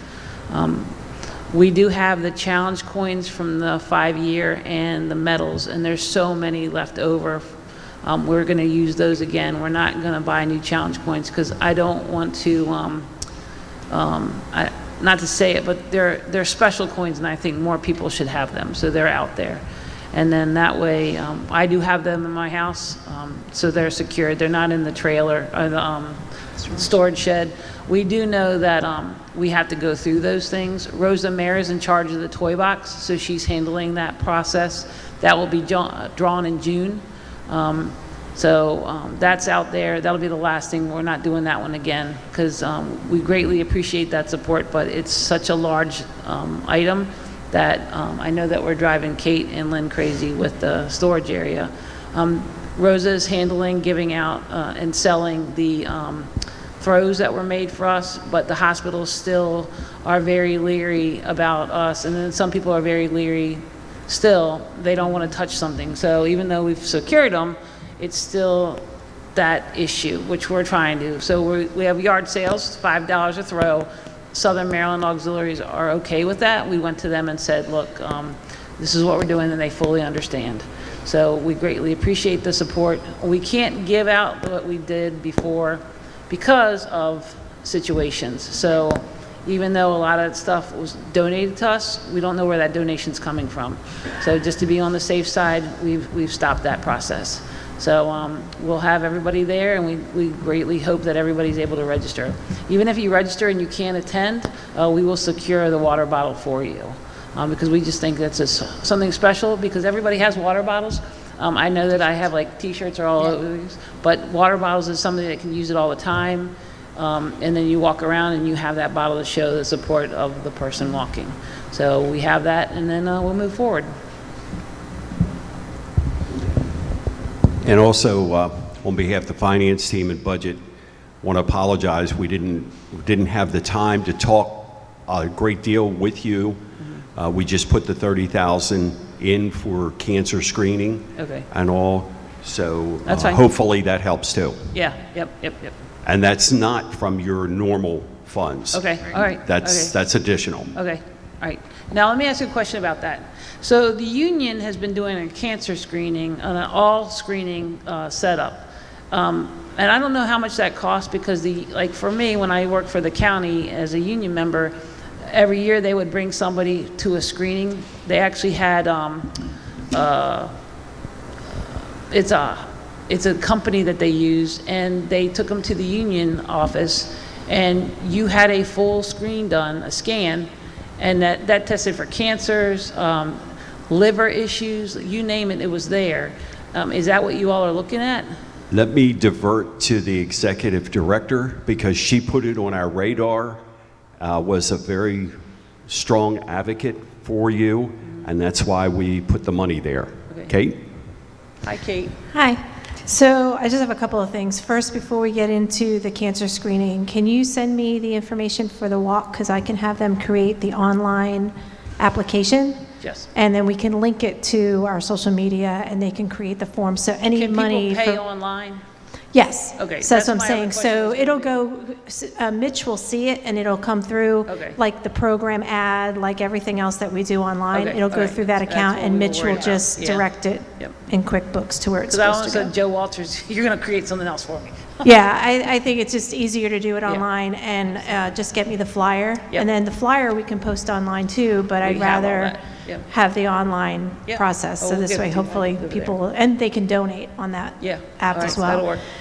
So that's that. Also, with the cancer screening, we were going to look at a couple. I know with Ron Block and the one test that they partner with Colonial Life. Yeah. They were doing it, and it's part of Bobby Gonigan's thing that he was doing as the package. But if you only wanted to get cancer screening, I believe it was like $149 for the test. But you would do that on your own.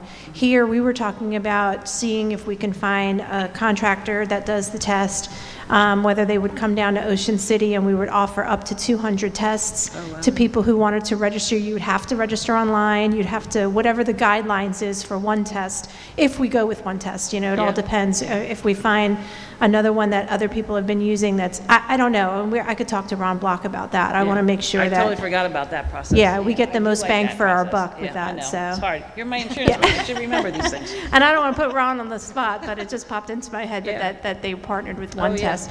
But it would be, if it's $150 and we do 200 tests, it would be the $30,000, which is that's where we came up with that's that good fund. idea. But they did have the wiggle room within that budget yesterday to get, if there's a little bit more or less or whatever, that we could move that money around. But that's what the gist was. So And after that conversation that we had at our budget meeting, I said I would get with you guys and talk to you about what that test would look like. Yeah, I think it's important because I know the union, when they did it, with my cancer, they didn't even know my cancer existed. So when I was explaining to them what I have and it's still there, and until it moves, I'm not having anything done because the doctor says, don't touch it. So maybe that's why, you know, Big Shirley, I can take it, you know. But the aspect is, I do know that several of the firemen found out, and they gave it to the civilians too, so they gave it to everybody, an opportunity. And I think it's so valuable to have because several people did find out that they had problems they didn't even know about.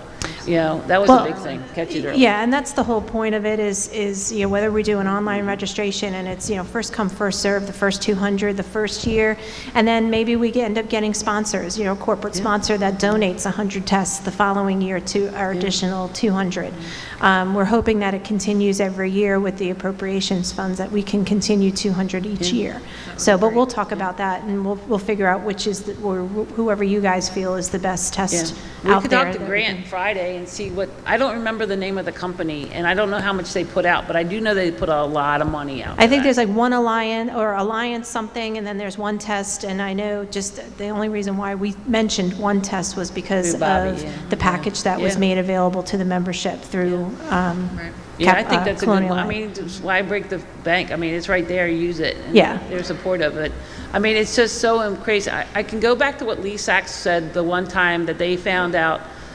They did all 100 members of Pikesville, and I'll never forget this. 4 people had cancer they did not know. 3 people had heart attacks they didn't even know they even had. 1 guy had a stroke. He never knew he had a stroke. And they had 7 people that had diabetes. And it's because their insurance was able to do that, and they've always kept that up. And I think that's important that we need to do that more. Yeah, we were talking about if it was going to be like a reimbursement program, like if you would go and get your own tests, but then we talked about, well, what if they came to Ocean City, or they did 100 in Ocean City and 100 in a more centralized location, so people have the opportunity to choose online which one they go to. But if we have the funding available to go ahead and pay the company to do them and not have to go through the whole reimbursement process, but we want to make sure that if you register, you go. That you don't take a spot, you don't take somebody's test, and then you don't show up. So that's where we still haven't figured those out yet, but we'll get together and we'll figure out how that's going to look. Yep, because there's prerequisites that you have to meet before you take the test. Can you maybe get together and Yeah. give us some more insight at the April meeting? Sure. This is what we're going to do. Sure, we can do that. Joel? What is the process and what's the criteria for obtaining the gas cards? So there is a form online on our committee page that they fill out, and then we get pinged, the membership gets pinged with the name, and if it's, they are the first responder for somebody in the family, and then which fire company. So we'll give that to Kate for the weekly report. We'll give you that link so that they have it out there even more, so they don't have to go look for it too. Yeah. And there's a QR code out there as well, and then it gets a handwritten note, it gets handed to the, hopefully the executive. That or the president's. First Vice President. Yeah, I just want to say that, you know, I'm very appreciative of what the Budget Committee has done to make sure that we have funding available to make sure that we have adequate cancer screening for our providers. That's the right direction to go. But I also want to, there are so many different entities out here that are doing testing. I want us to make sure that we're evaluating the tests that we're doing so that we don't have a lot of false positives that set people up for failure too. So whichever avenue we go, I think we will try to do our due diligence to find the best company out there, because there are multiple vendors that come to the convention center that are doing tests. So we don't want to slight folks, but we also want to look at the research that they're doing, and I think that needs to be a part of it, you know, whether it's a blood test or a breath test, however you want to do it. But we need to make sure that we don't pick a company that has a lot of false positives, that now we've got people worried that something's going on, and there's not. So, and you're going to have some of that, but we just need to make sure that we do it proceed with due diligence, but also be very cautious in Yeah. how we get there. So I can tell you from the presidents, we're in support of that. So, you know, you can just like sign us up already, because we've already said that we're, you know, I think that the leadership here, if we're going to offer those tests, we ought to be able to step up and be able to take the test too. So we're not going to do something that we're going to ask our membership to do and then not do it ourselves. Okay. And it's definitely a stressful time anyway, going into one of those tests, so it's definitely important to have a quality vendor, so. Tim Dayton? The first vice president is exactly right. Everyone sitting at this U-shaped table, along with those guys over there, we need to be the first ones on that list. We need to show that, you know, we're in support of this. And if we have more than 200, we need to find the money to do everybody that signs up. And I think the budget chairman knows that. He's heard me say that before, that we can, if we have 250 people, then we need to test 250 people. But we need to support this as the officers of this association. And that was a strong discussion in the budget committee, and then when the budget committee met with the financial team, that we didn't want anybody left out. And that's why yesterday, when we requested the budget be increased by $300,000, and we only allocated roughly $270,000, and asked for permission from the executive committee, as we always do, let us work within the budget, that just because we said $20,000 for cancer screening, if you came back and said to the budget committee, we need another $5, and all, I think we've got flexibility, and I can speak for the executive committee that they support that by giving us that latitude. That's great. So we want to make sure that our people are taken care of. Thank you. Absolutely. Thank you. Other questions? Past President Faust. I told Kate this. I still serve on the University of Maryland Hospital Board over in Chestertown. I've got an executive committee meeting tomorrow night. I'll talk to the folks there to see if they have any recommendations as far as company goes, or if they have something that they could do to assist us as well. And I'll get back with Teresa and Kate what I find out tomorrow. And I also suggested to Kate, maybe we could talk to our partners at Shock Trauma. Maybe they could either point us in the right direction or help us in some way. But I think it's a great thing, and I agree. I'm going to sign up and get it done too. So thanks. Appreciate that. Any other question? Mr. Chair, First, I will run some of that by the Shock Trauma Board of Visitors, because they also look into stuff like that too. So we'll make sure that we cover it from every end of the benefit of our membership. So that's great. Thank you. Thank you.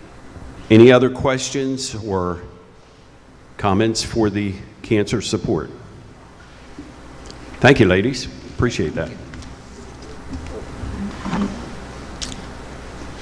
Dave, I'm going to hold off because I know you're going to have a longer report, and we've got 8 minutes until we eat, and you can't even say hi in 8 minutes. I can get it done in 5. So I can get it done in 5. You can be done in 5? Yes. Well, come on down. Start the clock. Thank you, Mr. Chairman. Report of the National Volunteer Fire Council. Eric Bernard and I are happy to serve you. Just a couple of upcoming events. Most of our work happens between meetings. We had the fall meeting. Our spring meeting is scheduled for May 19th and 21st in Arlington, Virginia. All are welcome to attend. That coincides with the CFSI dinner, which will be May 22nd, 23rd. Since they moved to the front of the week, it actually pushes us before the CFSI. A couple of upcoming events. We're going to host our first time Regional Wildland Symposium, March 17th and 18th in South Dakota on the foothills of Mount Rushmore. It's our first time, and we're pleased that we've already filled that registration up, so to reach our customers, our volunteers across the Midwest region. Our training summit, we did something a little bit different this year. It is June 23rd and 24th with Jess. That's the back end of Convention Week. We're going to be in Oklahoma City, Oklahoma. We previously used to have a health and safety summit, and then later we had a recruitment retention experience there. We're actually combining those two. Part of that is a funding decision because remember I talked about grants. We're waiting for here on our SAFER grant, so we couldn't fund the recruitment retention experience by itself, so we actually did combine those. Many training opportunities still exist for our online virtual network, as well as bringing training to you. I know last year Kate had VSC come in with a couple of programs. I don't know if she reached out to them for this year's convention or not. I haven't heard anything there. We did publish a training guide, which I've linked to my report. And then we also, again, are working on the mental wellness issues, partnership with Provident. We actually provide all members with access to assistance programs through the NVSC. Last, I just kind of bring you up. Remember the individual membership provides you access to a $10,000 ADD policy, the new First Responder Assistance Program, the online training network, as well as travel stipends to our conferences. MSFA pays 1/2 of the dues. So that means for just $9 a year, you can register your members up for these benefits. Maryland currently sits at $685. The good thing about that is if we have at least 500, our $500 dues is waived for that year. So as long as we maintain that level, we actually save the association. So the link again is my report, and if there aren't any questions, I think I'm under my 5 minutes. Roger timed me, I'm at 3. I can't believe it. I think we owe that man an applause. Any questions for Dave? I think everybody's so startled that he said that quickly. Wow. Okay, we'll hold off on lunch for just a few minutes. Ken Bush, do you have any reports?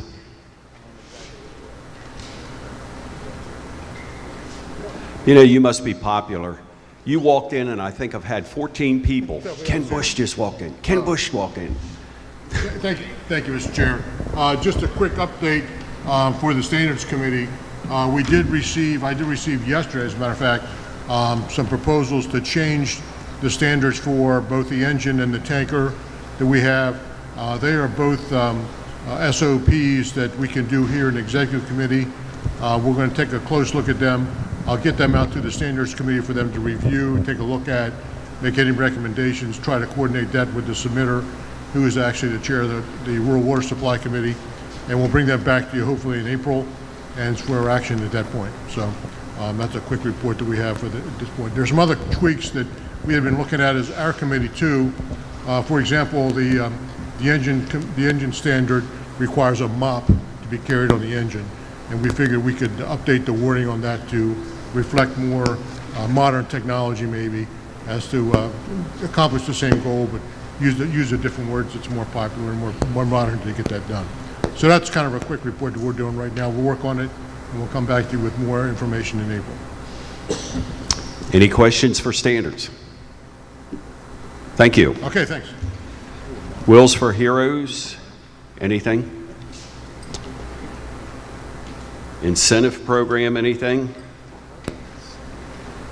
Health and wellness?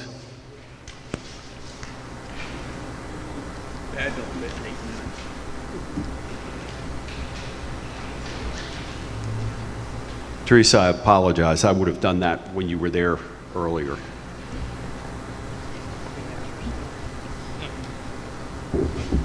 The committee's been working hard, but I just wanted to update you all on some stuff that we're trying to do for a legislative aspect.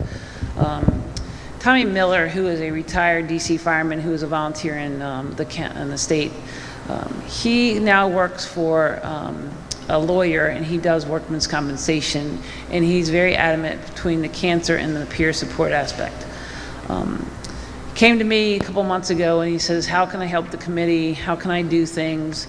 I'm working for a lawyer, and Ben is really, really good at helping find support. So during the legislative reception, we met with one of the delegates out of Anne Arundel County. She had gone to the Early Heights banquet where one of the members, guests, had collapsed, and she was amazed that everybody just stops, they do all their stuff, and then it was almost like we do our stuff, and then we go right back to normalcy. And she was like amazed, like, they said, well, give us some updates. She's like, no, I want to thank you guys because you just saved someone's life. And I've never seen that happen in front of me. And she was just totally amazed. So she met with Tommy Tuesday, and she's looking at a very comprehensive approach to help all of public safety out with peer support and the means to support those on that level. Tommy is working with her, and we talked to Ben Barnes in brief. Money from appropriations would be able to support a level of giving back money to the state agencies that help, like the volunteers, the union, the FOP, corrections, and sheriffs. So all public safety would get this fund. The funding mechanism, we don't want to go into the general fund of these counties because, as we all know, once it gets into the general fund, you don't see it. I told Tommy to use Prince George's County as an example because the career side has a good source of support for the peers. The union does help the volunteers where they can, but their union dues pay for a lot of those different things. So Tommy told, and I told him to tell her, the fire chief, the peer support team asked for $9,000 to help support to get a clinician who is a volunteer in Prince George's County. Wendy Goodnight, who is a registered nurse, has her master's degree and is now working in peer support, not only for the nurses, but she was helping firemen out. The fire chief did not allow us to use that source, and she told us that we had to go the one route through Latif, who is the crisis intervention guy for the county. Well, he's doing it for the whole county. It was very upsetting. Ann Doyle is the chair for that team, and it's like 1 minute, oh, you can have the money, and then the next minute the fire chief takes that money away from us. That's what we're trying not to face. So it would be the MSFA would get funding, the FOP Lodge would get funding, but it would be the national, the state level. So in a sense, that's what they're trying to work out now. Ben said that he would work on figuring how that would be done. That way it would not go into the general fund, and then we would lose that money. And then when someone needs that peer support to go to a clinician or to support of a hospital stay or whatever, they would then do that securing funding thing. I know it's like kind of a little convoluted right now. We're trying to get to that level, but that's what we're looking at, right, to help support that. Is it adding another budget line? I'm sorry, yes, but it is what it is, but we have to help our members, and that's what we're trying to do. We have no problem adding another budget line. Okay. That, pardon the term, that's a piece of cake. Yep. So, and then I got to get the band back together because I've let them do their levels. Now I have to get them all back to see where we're at. There's a lot of peer support bills in Annapolis right now, and some of them are really good, and then some are like not really great. I had a lot of phone calls with the one that we did not support, were like opposing, so is the union opposing it, because they're only saying that you're only allowed 2 years of clinician help. Well, that's not going to fix someone.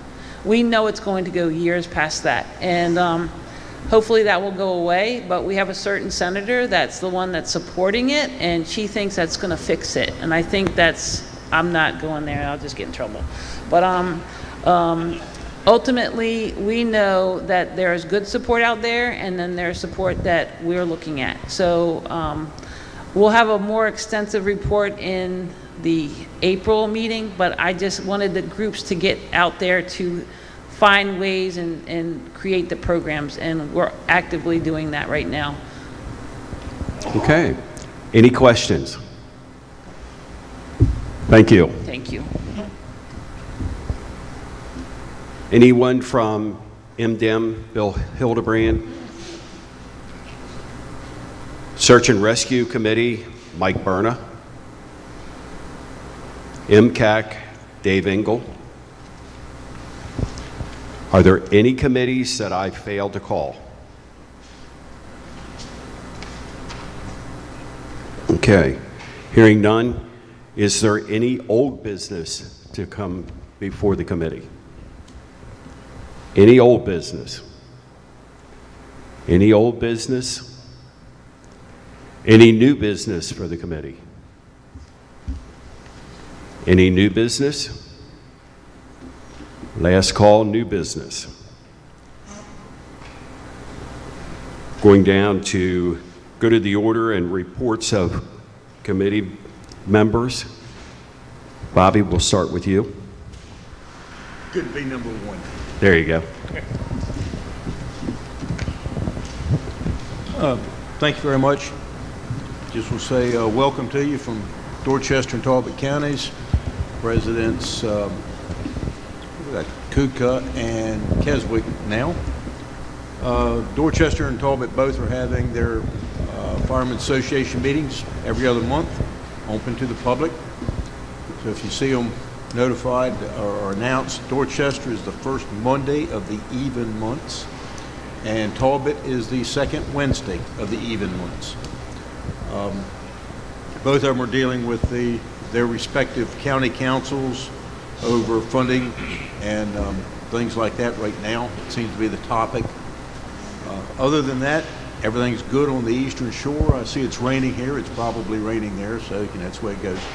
Give it 15 minutes, it's going to change. And I'd like to say thank you to Prince Frederick. What a wonderful facility they have here. And other than that, I have nothing else to say. Thank you very much.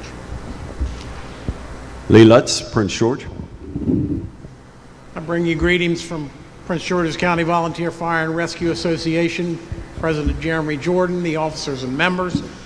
As we move into the new year, we are beginning to plan for our next convention. It will probably happen in September. That's not been established yet, but we are planning it.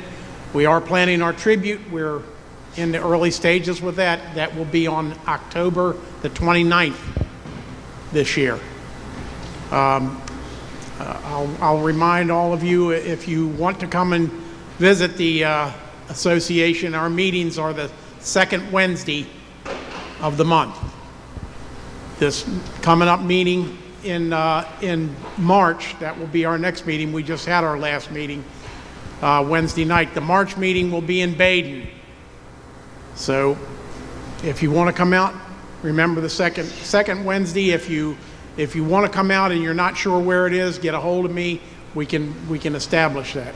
I'd like to thank Prince Frederick for their hospitality and everything they've done, and I wish you all safe travels home. Montgomery, Buddy Sutton. Good morning.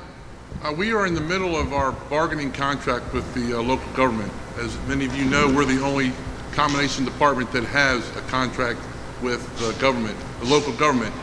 We've also been meeting with the new council members. Montgomery County just put in, I think, 6 or 5 new council members, and we have been meeting with them trying to build that relationship.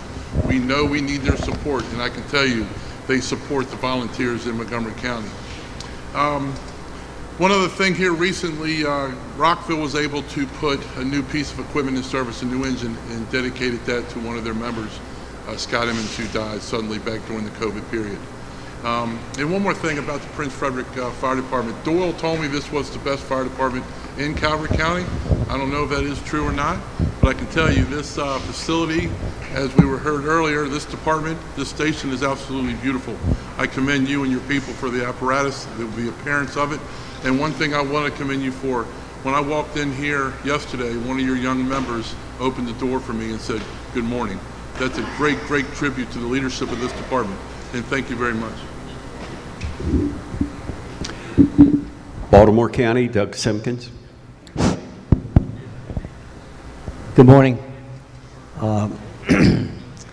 Mr. Chairman, thank you for my excuse yesterday. It was 80 degrees in Orlando where I was. That was tough saying that was okay. But anyway, to be with my friends and fellow firefighters, EMTs, paramedics, thank you for the job that you do and the continuing with support from you all. This organization will move forward.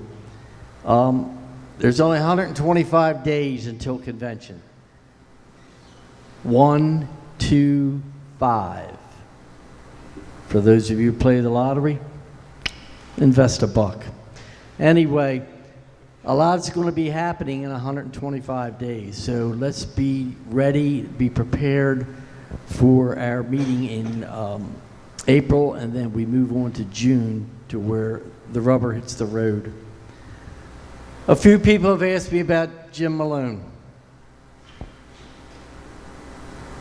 Keep the prayers coming.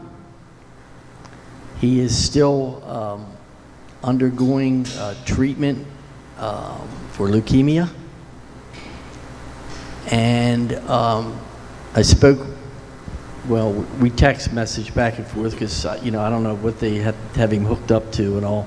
But anyway, his spirits are high. He sends his best wishes and thanks everyone for their prayers. It's working, but we never know. If we all had that crystal ball, we'd all be, very well off. But keep the prayers coming, and if anyone wishes to send a card, I have his address. Those of you that can write real quick, his home address is 662 Peace, P-E-A-C-E, Chance Drive. 3 words, Peace, Chance Drive. Now I'll mess this up. Is it Harvard de Grace or Havre de Grace or whatever de Grace it is? Maryland. Havre de Grace, okay. 21078. If you give that to the secretary. Absolutely. If the secretary's paying attention, Doyle. He's just asleep on his feet. Doyle, I'll get with you to give you Jimmy Malone's home address so people can send cards and best wishes. And thank you, sir. That's about it for Baltimore County. And thank you all for the job you do. And yeah, Prince Frederick, you guys did a heck of a job on this place. Whoo, doggy. Thank you. Howard Carroll, Teresa Collins. I bring you greetings from Howard and Carroll County. Right now, everything in Howard County is pretty status quo. Carroll County is going through, I guess you would call it a transition period as they hire career staff. So I know that people always have members interested in becoming a career firefighter. So if you could share that with them to keep their eye on Carroll County. The Carroll County Association meets the first Monday of the month, and Howard County meets bi-monthly on the third Wednesday. So their next meeting is March the 15th. Carroll meets at their training academy in Westminster, and Howard County's next meeting is at Ellicott City. So I want to thank Prince Frederick for their hospitality and wish everyone a safe trip home. In Arundel, Ron Block. Thank you, Mr. Chairman.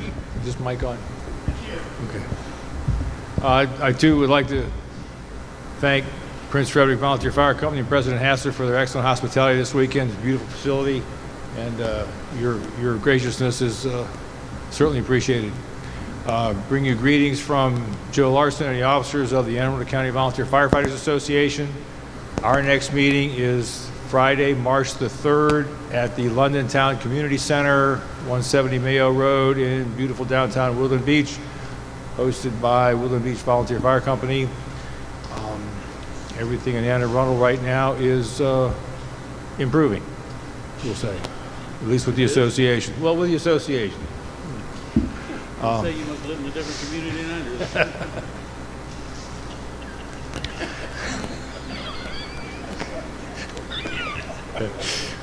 do. I just got derailed by past President Dave Lewis. Brother Charlie Simpson, I want to thank you for stepping up to become a candidate for second vice president of this wonderful association. I look forward to your leadership. And if you would indulge me for just a moment, I would, on the good of the order, I would like to take a minute to talk about this cancer screening and Colonial Life individual benefit programs that have been mentioned this weekend. All are great. My associate, Bobby Goninen, who's the president of Riverdale Heights Volunteer Fire Company, has put this together. The individual benefit program is excellent. As you get into this, and please feel free to talk to me later, it's important if you're looking interested in the individual benefit policies, the accident and critical illness policies, it's important to have those policies in place for 30 days before you undergo a cancer screen to be eligible for the benefits provided under those policies. They must be in place for 30 days before a cancer screen is done. And I can explain that more later, but it's very important to keep the horse in front of the cart as we're looking at these programs, okay? I commend the Budget Committee and the Cancer Committee for the additional funds for this program. We look forward to working with everyone on getting this, because I think it's a great benefit that will be certainly appreciated by our membership. Thank you. Calvert, St. Mary's, and Charles. Randy Smith. Good afternoon, everyone. Want to thank the ladies, Southern Maryland ladies, and Prince Frederick Fire Department for their job they did with the reception, welcoming everybody, making them feel at home here all weekend, and the wonderful job and hosting us here at the station. So I guess the next thing we have, important business we have on tap is the 27th, when we have the town hall for the name change. Hopefully everybody, we continue to get the word out, and everybody will come and partake in the educational part of it, and be up to date and up to speed by the time we get to the ocean, so we don't have any less confusion and stuff like that. I'll yield to President Hassler, and he'll let everybody know about the upcoming convention that Prince Frederick will be hosting. And thank you, sir. Again, our home is y'all's home. We thank you all on behalf of the department for all y'all do for us volunteers. Number one, it's not me. I can't take credit. It's all of them in the back that take care of me, that take care of you all for this weekend. On the convention, it is April 29th and 30th here in downtown Prince Frederick. Will be the Southern Maryland Convention. So hope to see y'all, some of you here, either for the awards dinner and installation or the actual traditional fire department games. The other part I got informed last night after y'all broke is Calvert County for the regional skills placed first, second, and third in our CTA program, and second and third came out of this station. And the fire chief, as to him and his officers that continuously train here in this station.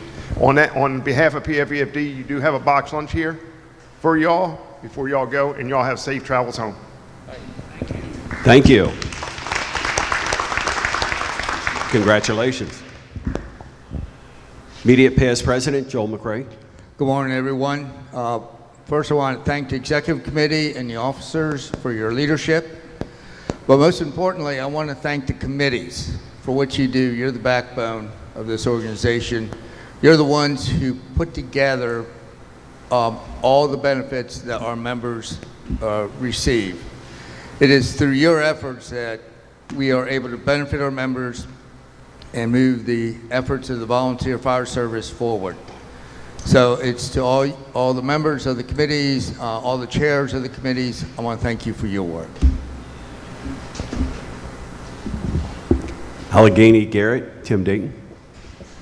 Greetings from the officers and the members from Allegheny Garrett. We'll welcome you all out west at the next meeting.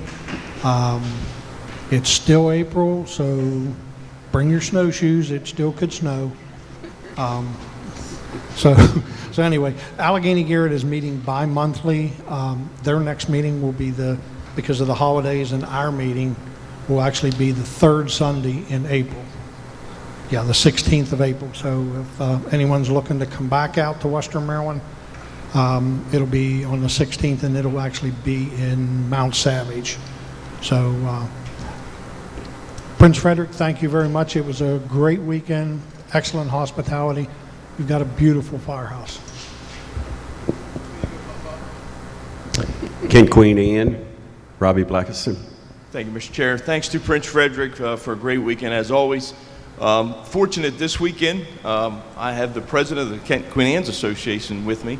Also, the Queen Anne's County Chairman of the Fire and EMS Commission, And I have past President Herlock traveling with me today from Queen Anne's County, so we're well represented from the counties I serve. The only ones not here is Caroline, but they are still meeting also every other month on the days they pick. That's the problem that I've talked with the chair. They're just picking days that they can get a quorum, and I mean that sincerely. They're having issues with a quorum. A lot of it is because of the association that's how they receive their funding. So it's been they use the Fire Chiefs Association to do that. Again, as everyone knows, I'm traveling around the state for candidate for Board of Trustees, and look forward and thank Charlie for stepping up for second vice. Have a safe trip. Look forward to see you out west in April. Worcester, Wycomico, Somerset. Roger Steger. Thank you. I'd just like to thank everybody. Like it's already been said, the committees and our officers put in a lot of time, and that's what keeps this association going. We did have a pretty good turnout of members too, but that's what we got to try to get some members attending these meetings so we get more people involved. Prince Frederick has done a great job here. Appreciate it. Thank you. As far as Worcester, Wycomico, and Somerset, Wycomico meets on the third Tuesday every month. Next meeting is February 21st at Westside. Somerset meets quarterly now. Their next meeting will be April 12th at Tylerton. So since Chip talks about the mountains he has to travel in Western Maryland, we have to travel by boat to go to these meetings. So I will let you know what time we have to be at Chrisfield to catch the boat. It used to be 5 o'clock, but now they got a new captain on the state boat, so they don't leave as early. So I'll have to pass that message on. Worcester County meets on the second Wednesday of every month. Their next meeting will be March 8th at Pocomoke. I do have a question though, Mr. Chairman. I should have probably came under old business, but in reference to the town hall meetings, I would like to know why there wasn't one planned for the Eastern Shore with all the fire companies on that side, because probably won't have a good turnout, but you should offer them a meeting place. And that's all I have. Thank you. I will divert to the president or chair of the committee. I don't know that anyone offered a location. I know for the longest period of time, when we talked about the town hall meetings, no one offered anything, and I offered Bel Air, and that kind of started it. So that's my knowledge of it. Mr. President. I agree. We asked at the last executive committee meeting, Steve volunteered. I know that Teresa had Branchville, and at that time, they were the only two. We then asked, and then we wound up, Eric worked on getting the Hagerstown training center for out in Western Maryland. But if you want to have a volunteer from the Eastern Shore accompany Roger, we can do another one. Okay. So I'll try to find a place that's all right and pass it on to you for the tracement.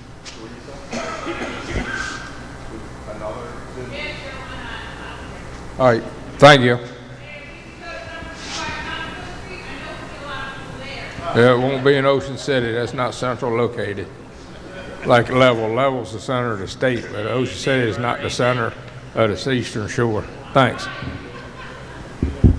About to fill them up down there. Okay, thank you. For Hartford Cecil, I'm going to ask Richard Brooks for comments. Appreciate that. Thank you, Mr. Chairman. This is just more good of the order. I've done this once before, and I think it's important because it's one of those times when we get to celebrate ourselves and members of this association. I came down here today with really looking forward to seeing a good friend of mine, Skip Farrell. Eugene Farrell is here. He's retired from the power plant here, and he's been a member of Huntingtown. And he and I were boyhood friends when we were 6, 7 years old in Perry Hall, and joined the Cowanton Volunteer Fire Company when we were 16, 17 years old, which is now White Marsh. I get to see him once in a while when we come down here. It was nice to have coffee with him this morning and spend some time. The interesting thing is, we have both been active volunteers since that time. And we were just comparing the retired guy, old guy, notes that we both go to the firehouse in the morning to have coffee. We're both primary drivers on the apparatus. And I think that speaks volumes for a generation of people who are now 65, or as I call us, card-carrying Medicare members, to continue to stimulate the fire service. So I wanted to recognize Skip. Where are you? There he is, from Huntingtown. And it's just an amazing accomplishment to be friends for this long and to have the fire service an integral part of that. So thank you for the time. Yes, sir. For Hartford Cecil, greetings from the three presidents, President of Hartford County, President of Cecil County, and Hartford Cecil Association. Couple announcements. If anyone's looking for full-time or part-time employment, Cecil County is hiring dispatchers and paramedics. See Wayne while he's here. Hartford County is also hiring dispatchers. So please, we would welcome anyone that's interested. I want to take a moment and first of all thank the audience, thank all of you. Both yesterday and today, the participation has been great. The audience has paid attention. You've been quiet. I haven't had to bang the gavel at all weekend. It's just been a very productive, nice meeting environment.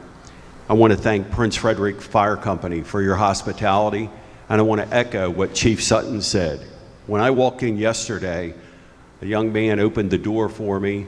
Can I help you? Can I help carry your bags or anything? No, it wasn't Tim Delahaney. He wouldn't offer to carry my bags.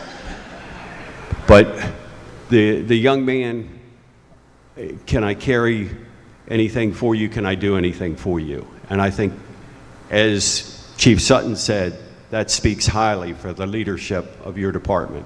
And I certainly thank you and really appreciate the meeting that we were able to conduct here.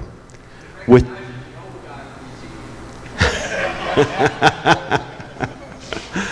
that, yes, sir.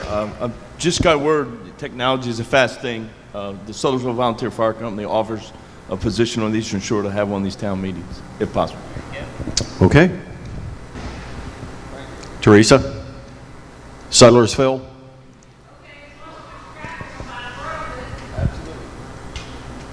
Thank you. Appreciate that. Ladies officers, any last minute comments? We didn't hear you. Go to the mic.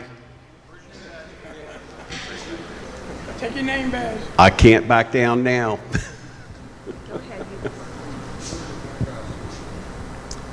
Uh-oh. Hi. Uh-oh. Now can you hear me? I'm way loud in this thing. So The acting vice chair asked where your black-eyed Susan is. It's in my purse. Whoops. I have several. I will be all pinned up next meeting, I promise. Every pen I own will be on my body. Safe travels home about every see, I can't even talk. See what you do? Safe travels. Hi, I just wanted to report, I spoke to Sherry Soper. She's still in the hospital. She's in AFib. They're seeing if she'll come out of AFib on her own. If she doesn't by the end of the weekend, then they're going to shock her to try to get it back into rhythm. And everyone have safe travels home. Thank you. Thank you, and our prayers are with her. Second Vice President Carey, any comments?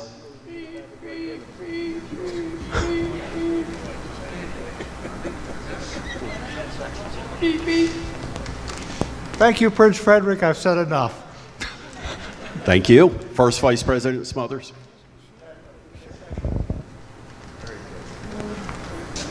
My kids, I got to make sure he's buckled up or something. No. I also want to echo what everyone has said here, that the hospitality here at Prince Frederick this weekend has been stellar work. Pat, to your crews here in the station, one heck of a job. To our executive board members, thank you for your leadership and keeping the committees moving, as well as our committee chairs and folks out there in the audience. Our association doesn't function without the men and women in it.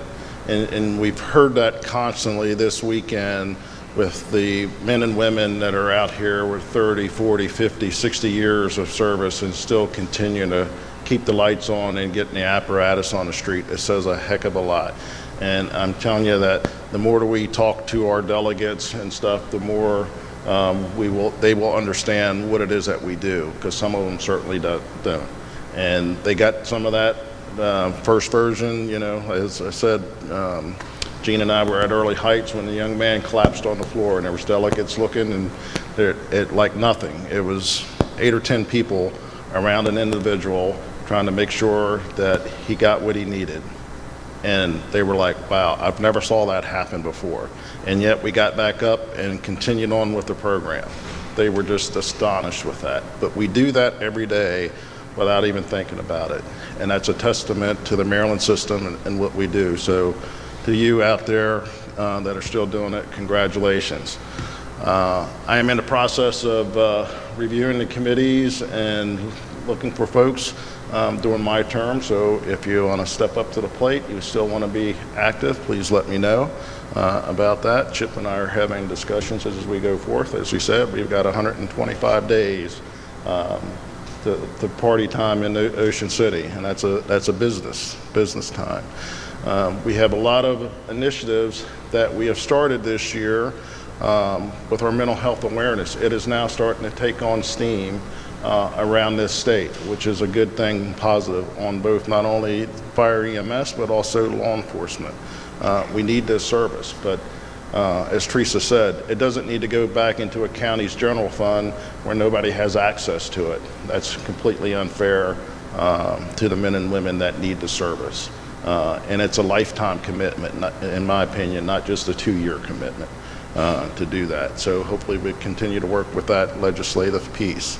To our legislative committee that is camping out in Annapolis till the end of the session, thank you for keeping us apprised of what's going on. And we will do our best and our due diligence to make sure that you as our members are well informed about what we're doing.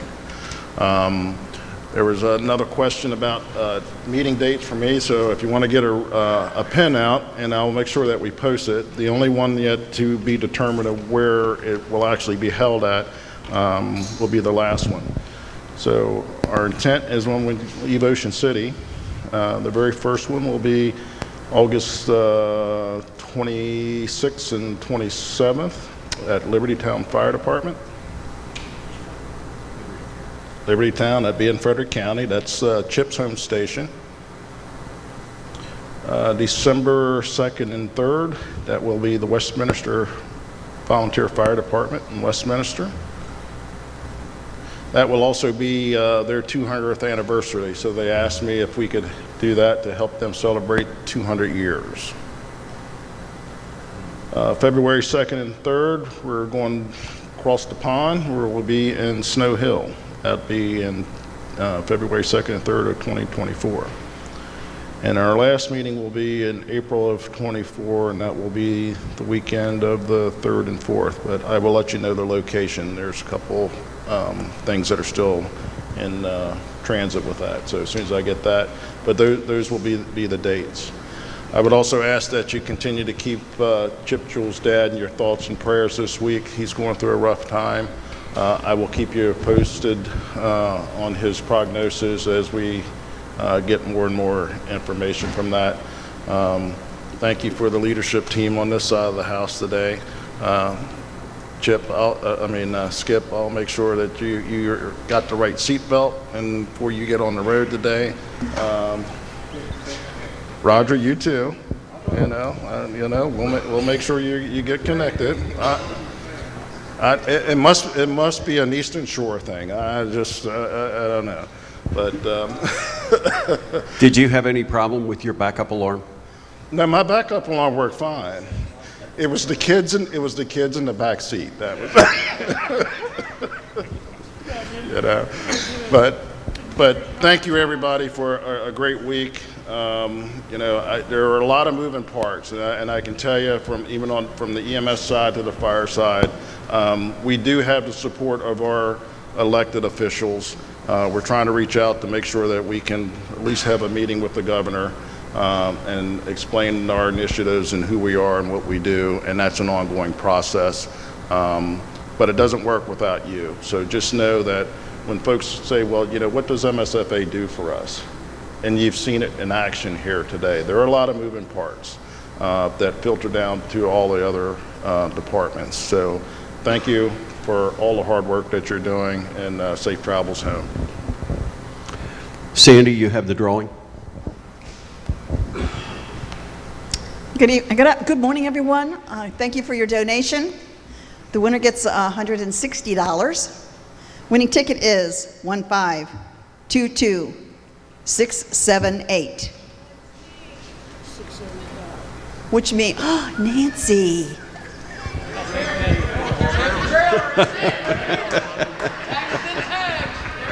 There we go. Tim Delahaney, I know you wanted equal mic time. Thank you, Mr. Chairman. I just wanted to, as the meeting is closing, I just wanted to bring about something.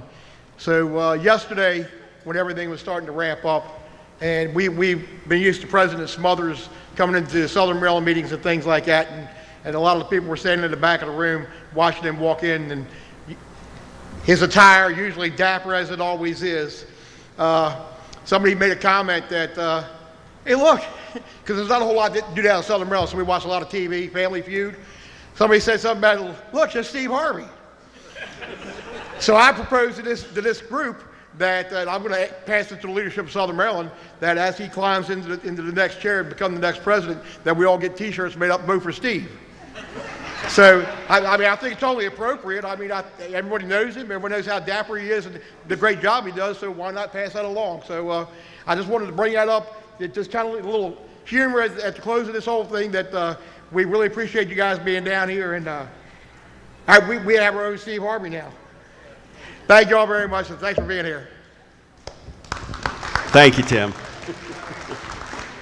President Kurtz. Good morning. Once again, I want to thank the executive committee for all the hard work. I think we have accomplished a very successful weekend. To the committee chairs reporting, I think I want to reiterate what Eric had stated when people ask, well, what does the MSFA do today? I think we can obviously show that between the mental health awareness and also this cancer screening that we're looking into, we're looking for the benefit of all members out there in the state of Maryland. Prince Frederick, President Hassler, a year ago I asked if I could have the meeting here. You not only met, you exceeded my expectations. Once again, let's give him a round of applause. To all the men and women of Prince Frederick, thank you so much.